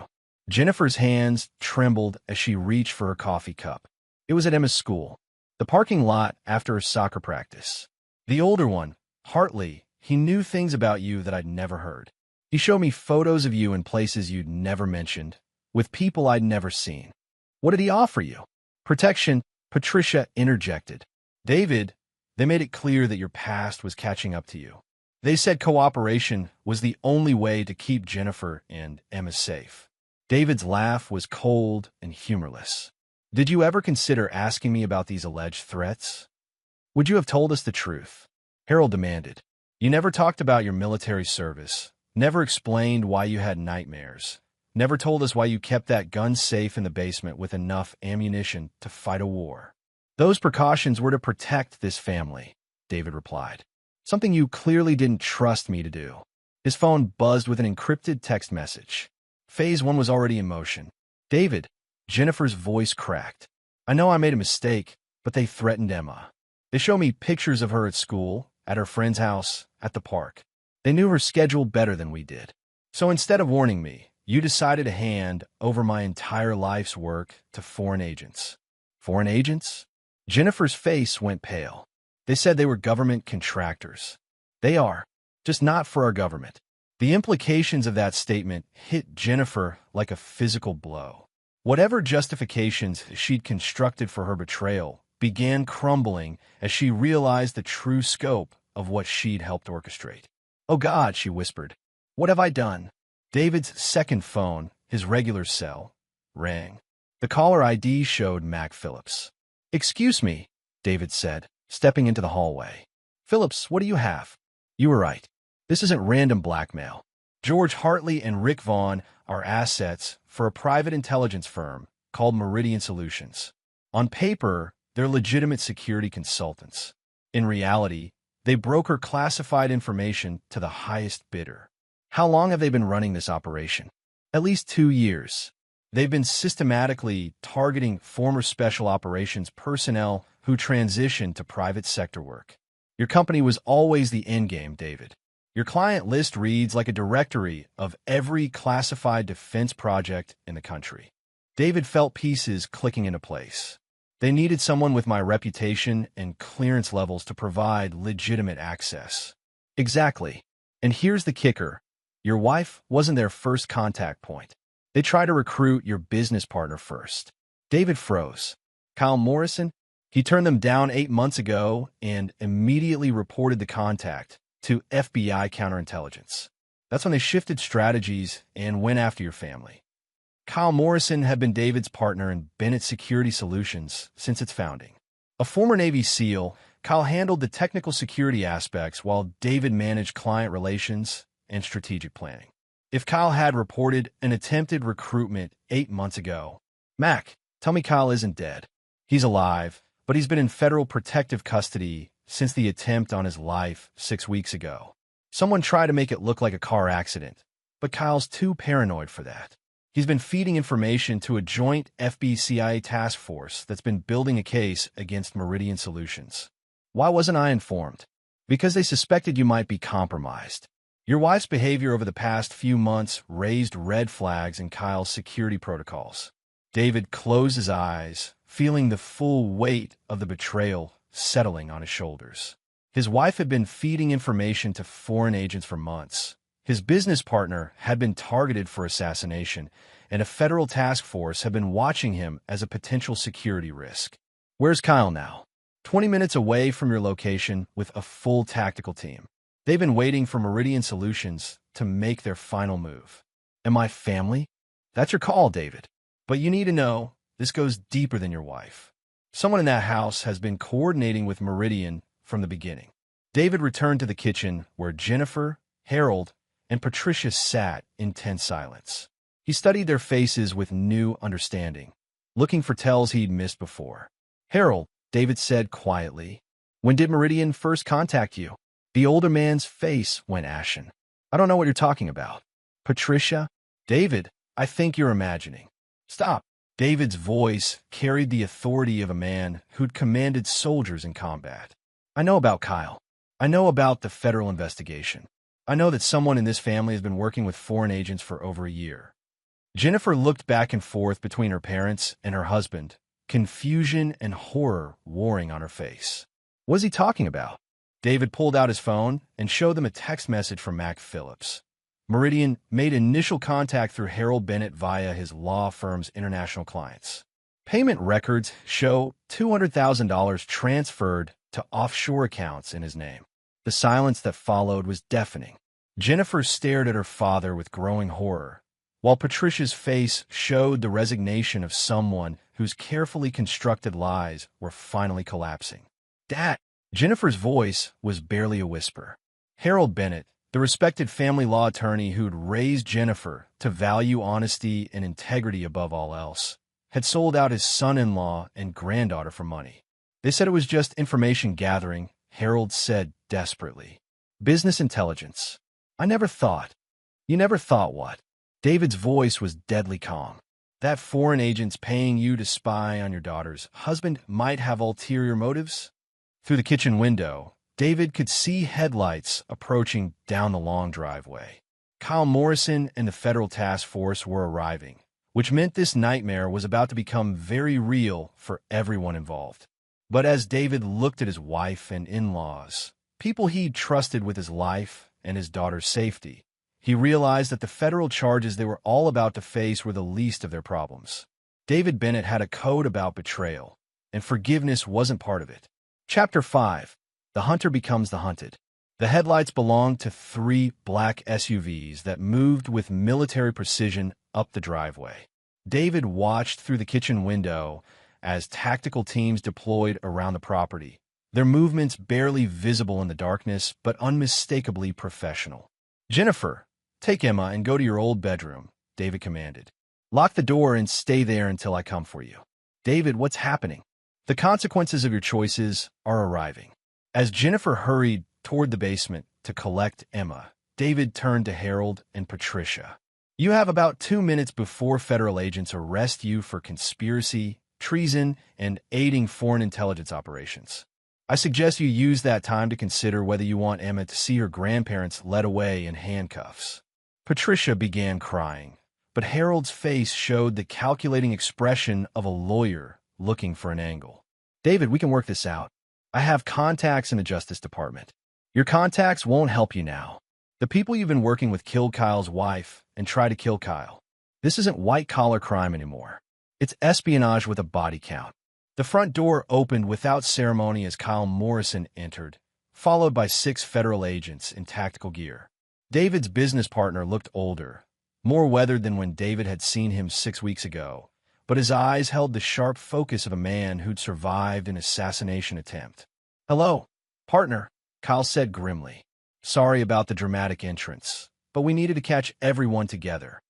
The 2 men who'd been waiting in the study, Hartley and Vaughn, emerged with their hands raised, flanked by agents. Their earlier confidence had evaporated, replaced by the resigned expressions of professionals who'd been outmaneuvered. "Mr. Bennett," Agent Sarah Collins, the task force leader, addressed David directly. "We need to debrief you on this operation, but first we need to secure the scene and process the suspects." David watched as Harold and Patricia were read their rights, his father-in-law's protestations about his legal connections falling on deaf ears. The man who'd taught Jennifer about integrity was being arrested for selling out his country for money. "Kyle," David said quietly as the arrest proceeded, "how long have you known about Jennifer?" "For months." Her communications patterns changed. She started asking questions about her classified clients, and she made 3 unexplained trips to New York that coincided with known Meridian meetings. "Why didn't you tell me?" "Because we needed to see how deep the conspiracy went. And because—" Kyle hesitated. "Because we suspected you might be compromised too." David felt something cold settle in his chest. "You thought I was a traitor. I thought you were a man whose wife and in-laws were manipulating him, and I wasn't sure which side you'd choose when it came down to it." Agent Collins approached them as the last of the suspects were loaded into vehicles. "Mr. Bennett, we need you to come with us for debriefing. This operation isn't over yet." "What do you mean?" "Meridian Solutions was planning to use your company as an entry point for a much larger operation. They've been systematically compromising defense contractors across the country. Your company was supposed to be the keystone that gave them access to everything else." David looked toward the house where Jennifer and Emma waited, then back at Kyle. "My family. Jennifer will be charged as an accessory, but given her cooperation tonight and the coercion involved, she'll likely face minimal prison time. The in-laws are looking at 20 to life for treason. And Emma, that's up to you, David. You're not being charged with anything. In fact, given what we've learned about your unauthorized rescue operations in Afghanistan, there's talk of a congressional commendation rather than prosecution." David absorbed this information with the same tactical calm he'd maintained all evening. His wife would go to prison. His in-laws would likely die behind bars. His daughter would grow up knowing her mother was a convicted traitor. But as he looked at Kyle, the man who'd risked everything to protect both David and national security, David realized that some betrayals cut deeper than others. Kyle, you've been investigating me for 4 months. You've had surveillance on my family, monitored our communications, and built a federal case without telling me. You suspected I might choose my wife over my country. Kyle's expression remained neutral. That's right. And you were willing to let me walk into this trap tonight without warning me, just to see what I'd do. If you'd chosen to cooperate with Meridian, we would have arrested you too. David nodded slowly, understanding the full scope of what had transpired. Everyone he'd trusted, his wife, his in-laws, his business partner, had been operating with their own agendas. The only difference was that Kyle's agenda aligned with national security rather than personal gain. But betrayal was still betrayal, regardless of motivation. Agent Collins, David said, I'll need a few minutes with my daughter before we leave. Of course. Take the time you need. As David walked toward the house, Kyle called after him. David, what happens now? With the company, David paused without turning around. You'll find out tomorrow morning when the paperwork is filed. The tone in David's voice made Kyle's blood run cold. After 20 years of partnership, he knew that tone meant David Bennett had reached a decision that couldn't be appealed or negotiated. Kyle Morrison had chosen to investigate his partner rather than trust him. It had been the right choice for national security, but it had been the wrong choice for their friendship. And David Bennett never forgave betrayal from anyone, even when that betrayal came from the right motives. Chapter 6, A Father's Choice. David found Jennifer and Emma in Jennifer's childhood bedroom, sitting together on the twin bed, surrounded by faded posters and high school memories. Emma was curled against her mother's side, sensing the tension even if she didn't understand its source. Daddy! Emma looked up with relief as he entered. Mommy said there were bad men here, but they're gone now, right? David knelt beside the bed, meeting his daughter's eyes. At 8 years old, Emma had his dark hair and Jennifer's green eyes, with an intelligence that made her seem older than her years. She deserved the truth, even if it was a version she could understand. Emma, sweetheart, some people made very bad choices tonight.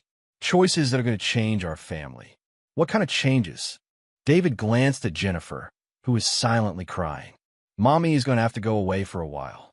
She did something wrong to try to protect us, but grown-ups can't break the law even when they think they're helping. Emma's face crumpled. How long is a while? We don't know yet, but you and I are going to take care of each other, okay? But what about Grandma and Grandpa? They're going away too, baby girl. They made the same kind of bad choices. Emma processed this with the startling adaptability of children. Will we still live in our house? For now, but things are going to be different. Jennifer finally spoke, her voice hoarse from crying. David, I need you to know that I never meant for any of this to happen. I thought I was protecting her, protecting you. David's response was measured, final. You made your choice, Jennifer. Now you live with the consequences. But Emma needs her mother.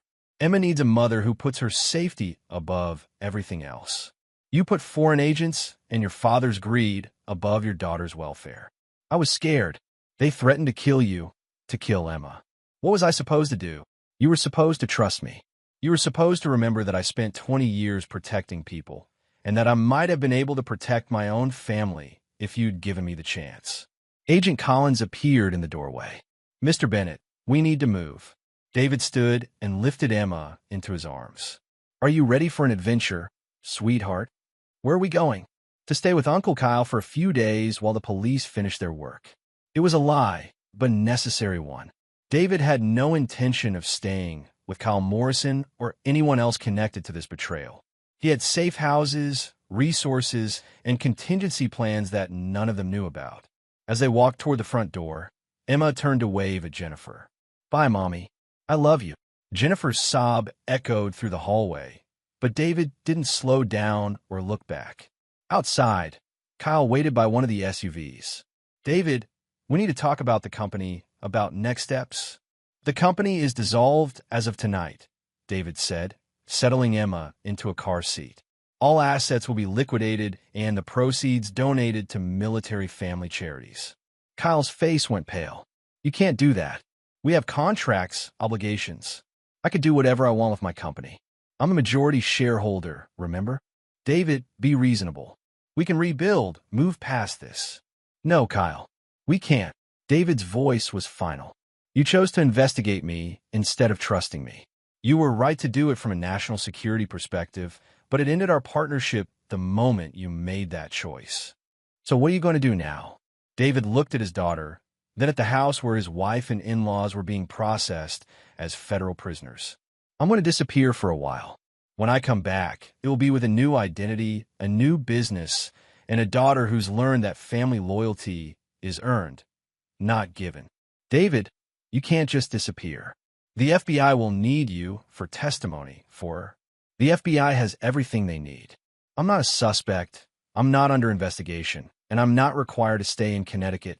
David started the engine. Tell Agent Collins that if she needs me, she can reach me through my attorney. As David pulled away from the house, Emma asked, Daddy, are we really going to Uncle Kyle's? No, sweetheart. We're going somewhere much better. Somewhere we can start over and build a new life together. Just us. Just us. You and me against the world. In the rearview mirror, David watched Kyle Morrison standing in the driveway, surrounded by federal agents and the wreckage of everything they built together. Kyle had made the right choice for his country, but the wrong choice for their friendship. Jennifer had made the wrong choice for everyone. Harold and Patricia had made the choice to prioritize money over family. All of them would live with the consequences of those choices while David Bennett and his daughter disappeared into a network of safe houses and new identities that would keep them secure until David decided how to extract his final revenge. Because David Bennett never forgave betrayal, and he'd just been betrayed by every adult he'd trusted with his daughter's safety. The game was far from over. Chapter 7, Ghost Protocol. 6 months after the Thanksgiving betrayal, David Bennett no longer existed in any official capacity. The man who'd driven away from his in-laws' house that night had disappeared into a network of former military contacts and off-the-book security protocols, emerging as Thomas Mitchell, a widowed security consultant based in Montana. Emma, now legally known as Sarah Mitchell, adapted to their new life with the resilience of a child who trusted her father completely. She attended a private school under her new identity, made friends easily, and rarely asked about her mother or grandparents. David had told her they were away for their bad choices, and Emma seemed content with that explanation. What Emma didn't know was that her father spent his evenings coordinating an elaborate revenge scheme that would destroy everyone who'd betrayed them. From his home office in Missoula, David maintained surveillance on his former life through a network of contacts Kyle Morrison never knew existed. Private investigators, former Special Forces operatives working in corporate security, and information brokers who owed David favors from his military days. Jennifer had been sentenced to 3 years in federal prison for conspiracy and accessory charges. She was currently serving her time at a minimum security facility in Pennsylvania, spending her days in the prison library and her evenings writing letters to Emma that David intercepted and destroyed without reading. Harold Bennett had received a 25-year sentence for treason and was serving his time in federal supermax in Colorado. The proud family lawyer who'd sold out his country for $200,000 was spending 23 hours a day in solitary confinement, his legal career and reputation permanently destroyed. Patricia Bennett had suffered a massive stroke during her trial and was serving her 15-year sentence in the federal medical facility in Texas, partially paralyzed and dependent on round-the-clock care that cost the government more per day than most people earned in a month. But David's most elaborate revenge was reserved for Kyle Morrison. Kyle had rebuilt Bennett's security solutions under a new name, Morrison Strategic Solutions, using the client contacts and security protocols he developed during their partnership. What Kyle didn't know was that every major contract he'd secured in the past 6 months had been influenced by David's invisible hand. Apex Defense Systems, Morrison's largest client, was owned by a shell company that traced back to David's hidden assets. Meridian Technologies, Kyle's second biggest account, was a legitimate security firm run by David's former Special Forces colleagues. Northern Security Consortium, Kyle's newest and most prestigious client, was David himself operating under multiple layers of corporate protection. Kyle Morrison was working for the man he'd betrayed, generating profits that funded David's new life and Emma's education, all while believing he'd successfully moved past the Thanksgiving disaster. But the surveillance was just preparation. The real revenge was about to begin. David's secure phone rang as he reviewed the evening's intelligence reports. The caller ID showed a number he'd been expecting. Mitchell, it's Phillips. Everything's in place. Morrison just signed the final contracts. Mac Phillips had been instrumental in establishing David's new identity and his shadow ownership of Kyle's major clients. As a Pentagon intelligence officer, Mac had access to resources that made David's disappearance completely bulletproof. How long before he realizes what's happened? 3 hours. The contract terms kick in at midnight tonight. He'll lose everything simultaneously: his client base, his office lease, his security clearances, and his bank accounts. David smiled grimly. Kyle Morrison would wake up tomorrow morning to discover that his entire business empire belonged to a network of shell companies controlled by the partner he'd investigated and betrayed. And the other component? Jennifer's parole hearing is next week.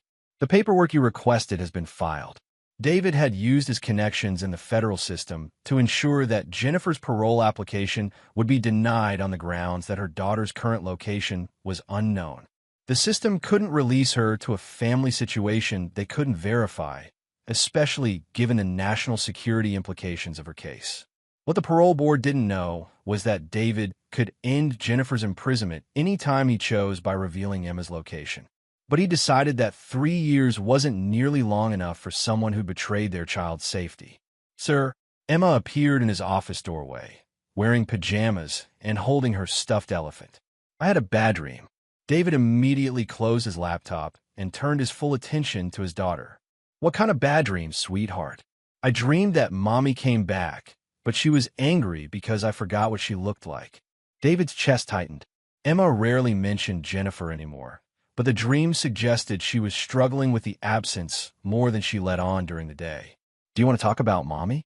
Emma climbed into his lap, something she'd been doing more frequently as she processed their new life. Is she still in trouble? Yes, she is. Will she always be in trouble? David considered his answer carefully. That depends on whether she learns from her mistakes. What if she says she's sorry? Would you forgive her then? David looked into his daughter's innocent eyes and saw the hope there, the natural desire of a child to have her family whole again. But David Bennett's code didn't allow for forgiveness of betrayal, even when it broke his daughter's heart. Sometimes, sweetheart, adults make choices that can't be fixed with sorry. Mommy made choices that put you in danger, and forgiveness won't change that. But you still love me, right? Even if I make bad choices. You're my daughter, Emma. Nothing you could ever do would change how much I love you. But the adults who were supposed to protect you chose to put other things first. That's different. Emma nodded solemnly, processing this distinction between child mistakes and adult betrayals. Will I ever see Mommy again? Maybe. When you're older, when you can understand everything that happened, you could decide for yourself if you want to see her. What about Uncle Kyle? David's expression hardened. Uncle Kyle won't be part of our lives anymore. Emma accepted this with the same matter-of-fact resilience she'd shown throughout their new life. She'd learned to trust her father's judgment completely, understanding instinctively that the adults who'd been removed from their lives had done something unforgivable. As David tucked Emma back into bed, he reflected on the conversation. His daughter was growing up understanding that betrayal had consequences, that trust was earned rather than given, and that family loyalty was a choice rather than an obligation. Tomorrow morning, Kyle Morrison would learn that same lesson when he discovered that his business empire had been systematically dismantled by the partner he'd chosen to investigate rather than trust. The revenge David Bennett had been orchestrating for 6 months was finally ready to spring its final trap.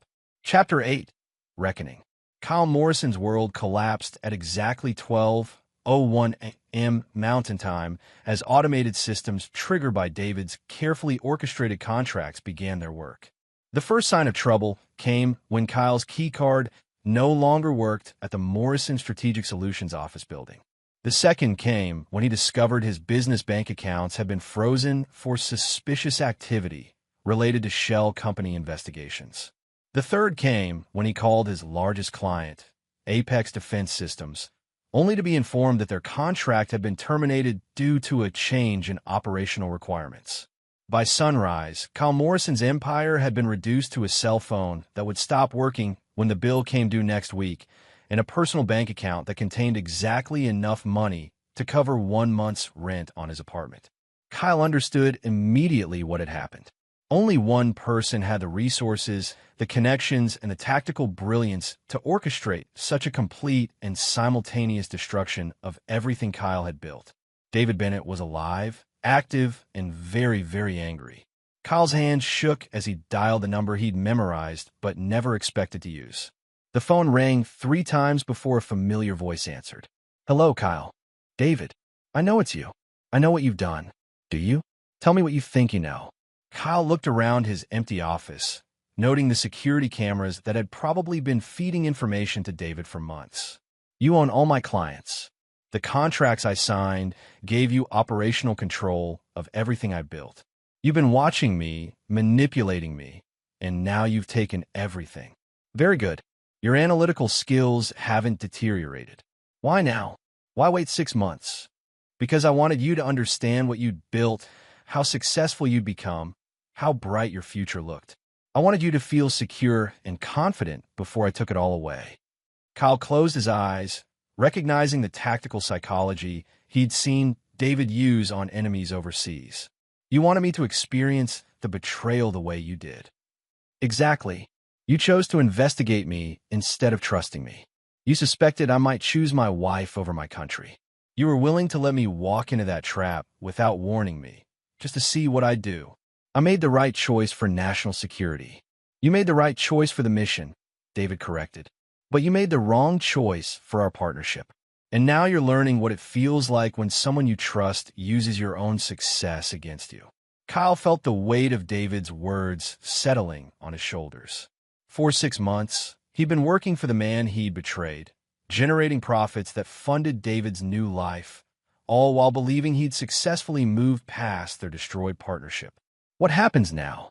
Now you start over with nothing, just like I did. Except I had a daughter to protect, and you just have yourself. David, I had to make a choice between friendship and duty. And you chose duty. I respect that choice, Kyle. But choices have consequences, and this is yours." Kyle looked around his empty office one more time, understanding that this conversation was his only chance to salvage anything from the wreckage of his life. What about Emma? What about Jennifer? Emma is safe, happy, and learning important lessons about trust and loyalty. Jennifer is serving her sentence and will continue to do so until I decide otherwise. You're controlling her parole? I'm ensuring that my daughter doesn't have to see her mother until she's old enough to understand why that woman betrayed her family. Kyle heard something in David's voice that made his blood run cold, a finality that suggested Jennifer's imprisonment might last far longer than her original sentence. "David, Emma needs her mother. Emma needs adults she can trust. Jennifer forfeited her right to be that person when she chose to work with foreign agents. And me? Did I forfeit my right to be her uncle when I chose to protect national security?" The silence that followed stretched for nearly a minute before David answered. "You forfeited your right to be anything to my family when you decided to investigate me instead of trusting me. The fact that you were right to do it doesn't change the betrayal." Kyle understood that this was David's final word on their destroyed friendship. There would be no forgiveness, no second chances, no opportunity to rebuild what they'd once had. So this is revenge. This is justice. You wanted to see what I'd do when forced to choose between family and duty. Now you know. I chose duty, and I chose my daughter. The difference is that my choice was right. The line went dead, leaving Kyle alone in his empty office with a complete understanding that David Bennett's revenge was both personal and perfect. Kyle had lost everything he'd built using David's methods, David's contacts, and David's trust. More importantly, Kyle now understood that David's disappearance hadn't been an escape. It had been a strategic withdrawal while he prepared to destroy everyone who'd betrayed him. Jennifer would serve additional years in prison. Harold and Patricia would die behind bars. Kyle would start over with nothing, and David Bennett would raise his daughter to understand that betrayal, even well-intentioned betrayal, came with permanent consequences. As Kyle walked out of his former office for the last time, he realized that David had given him something more valuable than forgiveness. He'd given him a complete understanding of why David Bennett never forgave anyone who betrayed him.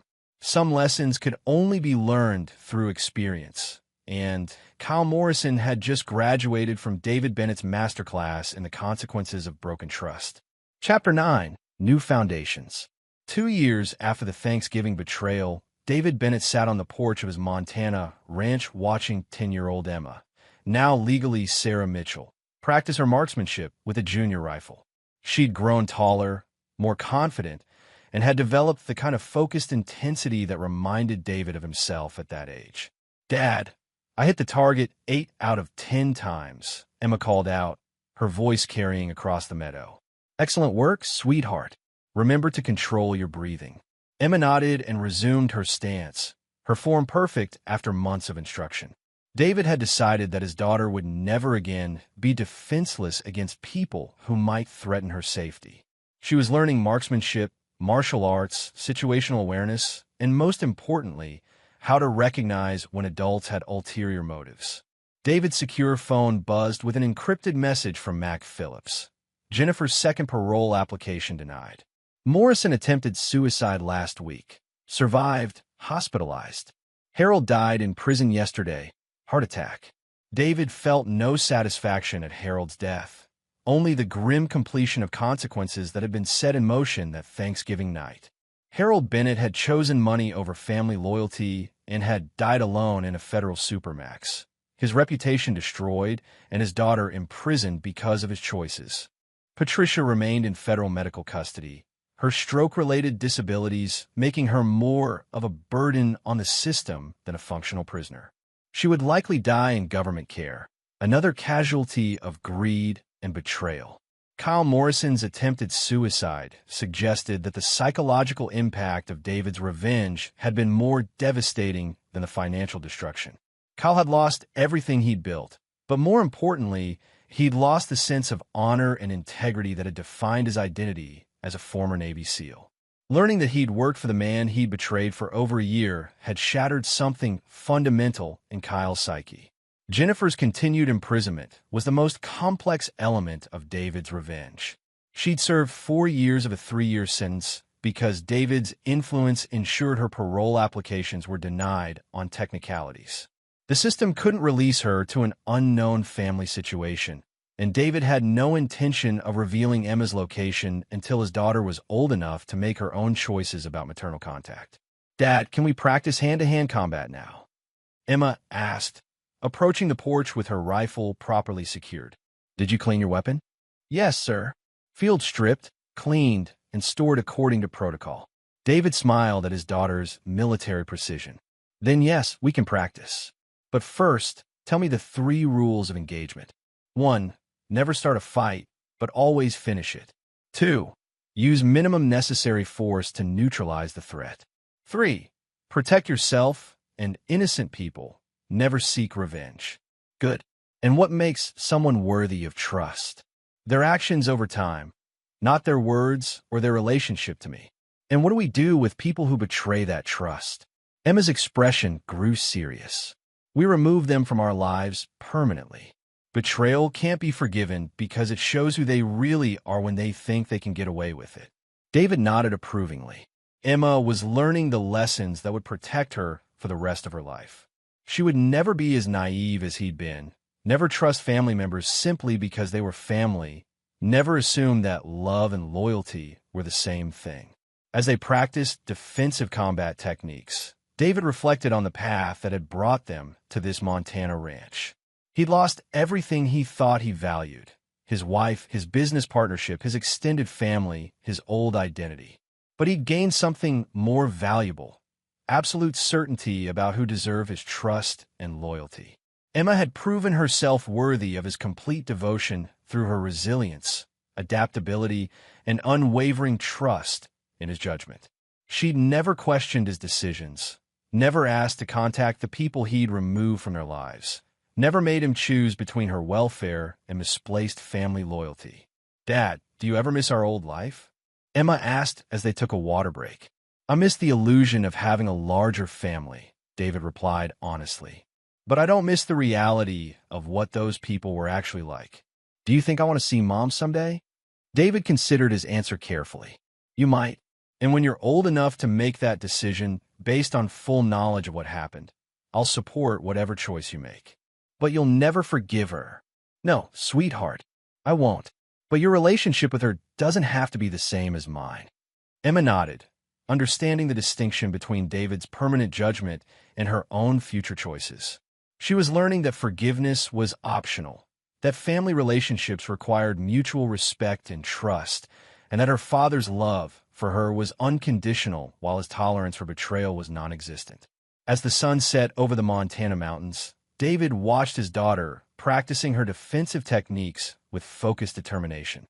She was growing up to be exactly the kind of person he'd hoped: strong, intelligent, loyal, and completely intolerant of people who might try to manipulate or betray her. Jennifer would eventually be released from prison to discover that her daughter had become someone she'd never recognize, someone who understood that trust was earned and betrayal was permanent. Kyle Morrison, if he survived his psychological breakdown, would spend the rest of his life understanding that choosing duty over friendship had cost him everything he'd valued. Harold was dead, Patricia was dying, and their legacy was the destruction of their family through greed and betrayal. David Bennett had lost his old life completely, but he'd built something better from the ashes. A relationship with his daughter based on absolute trust, mutual respect, and the shared understanding that loyalty was the foundation of any meaningful connection. The revenge he'd orchestrated had been perfect in its scope and execution, but it was the life he'd built afterward that truly mattered. David Bennett never forgave betrayal, but he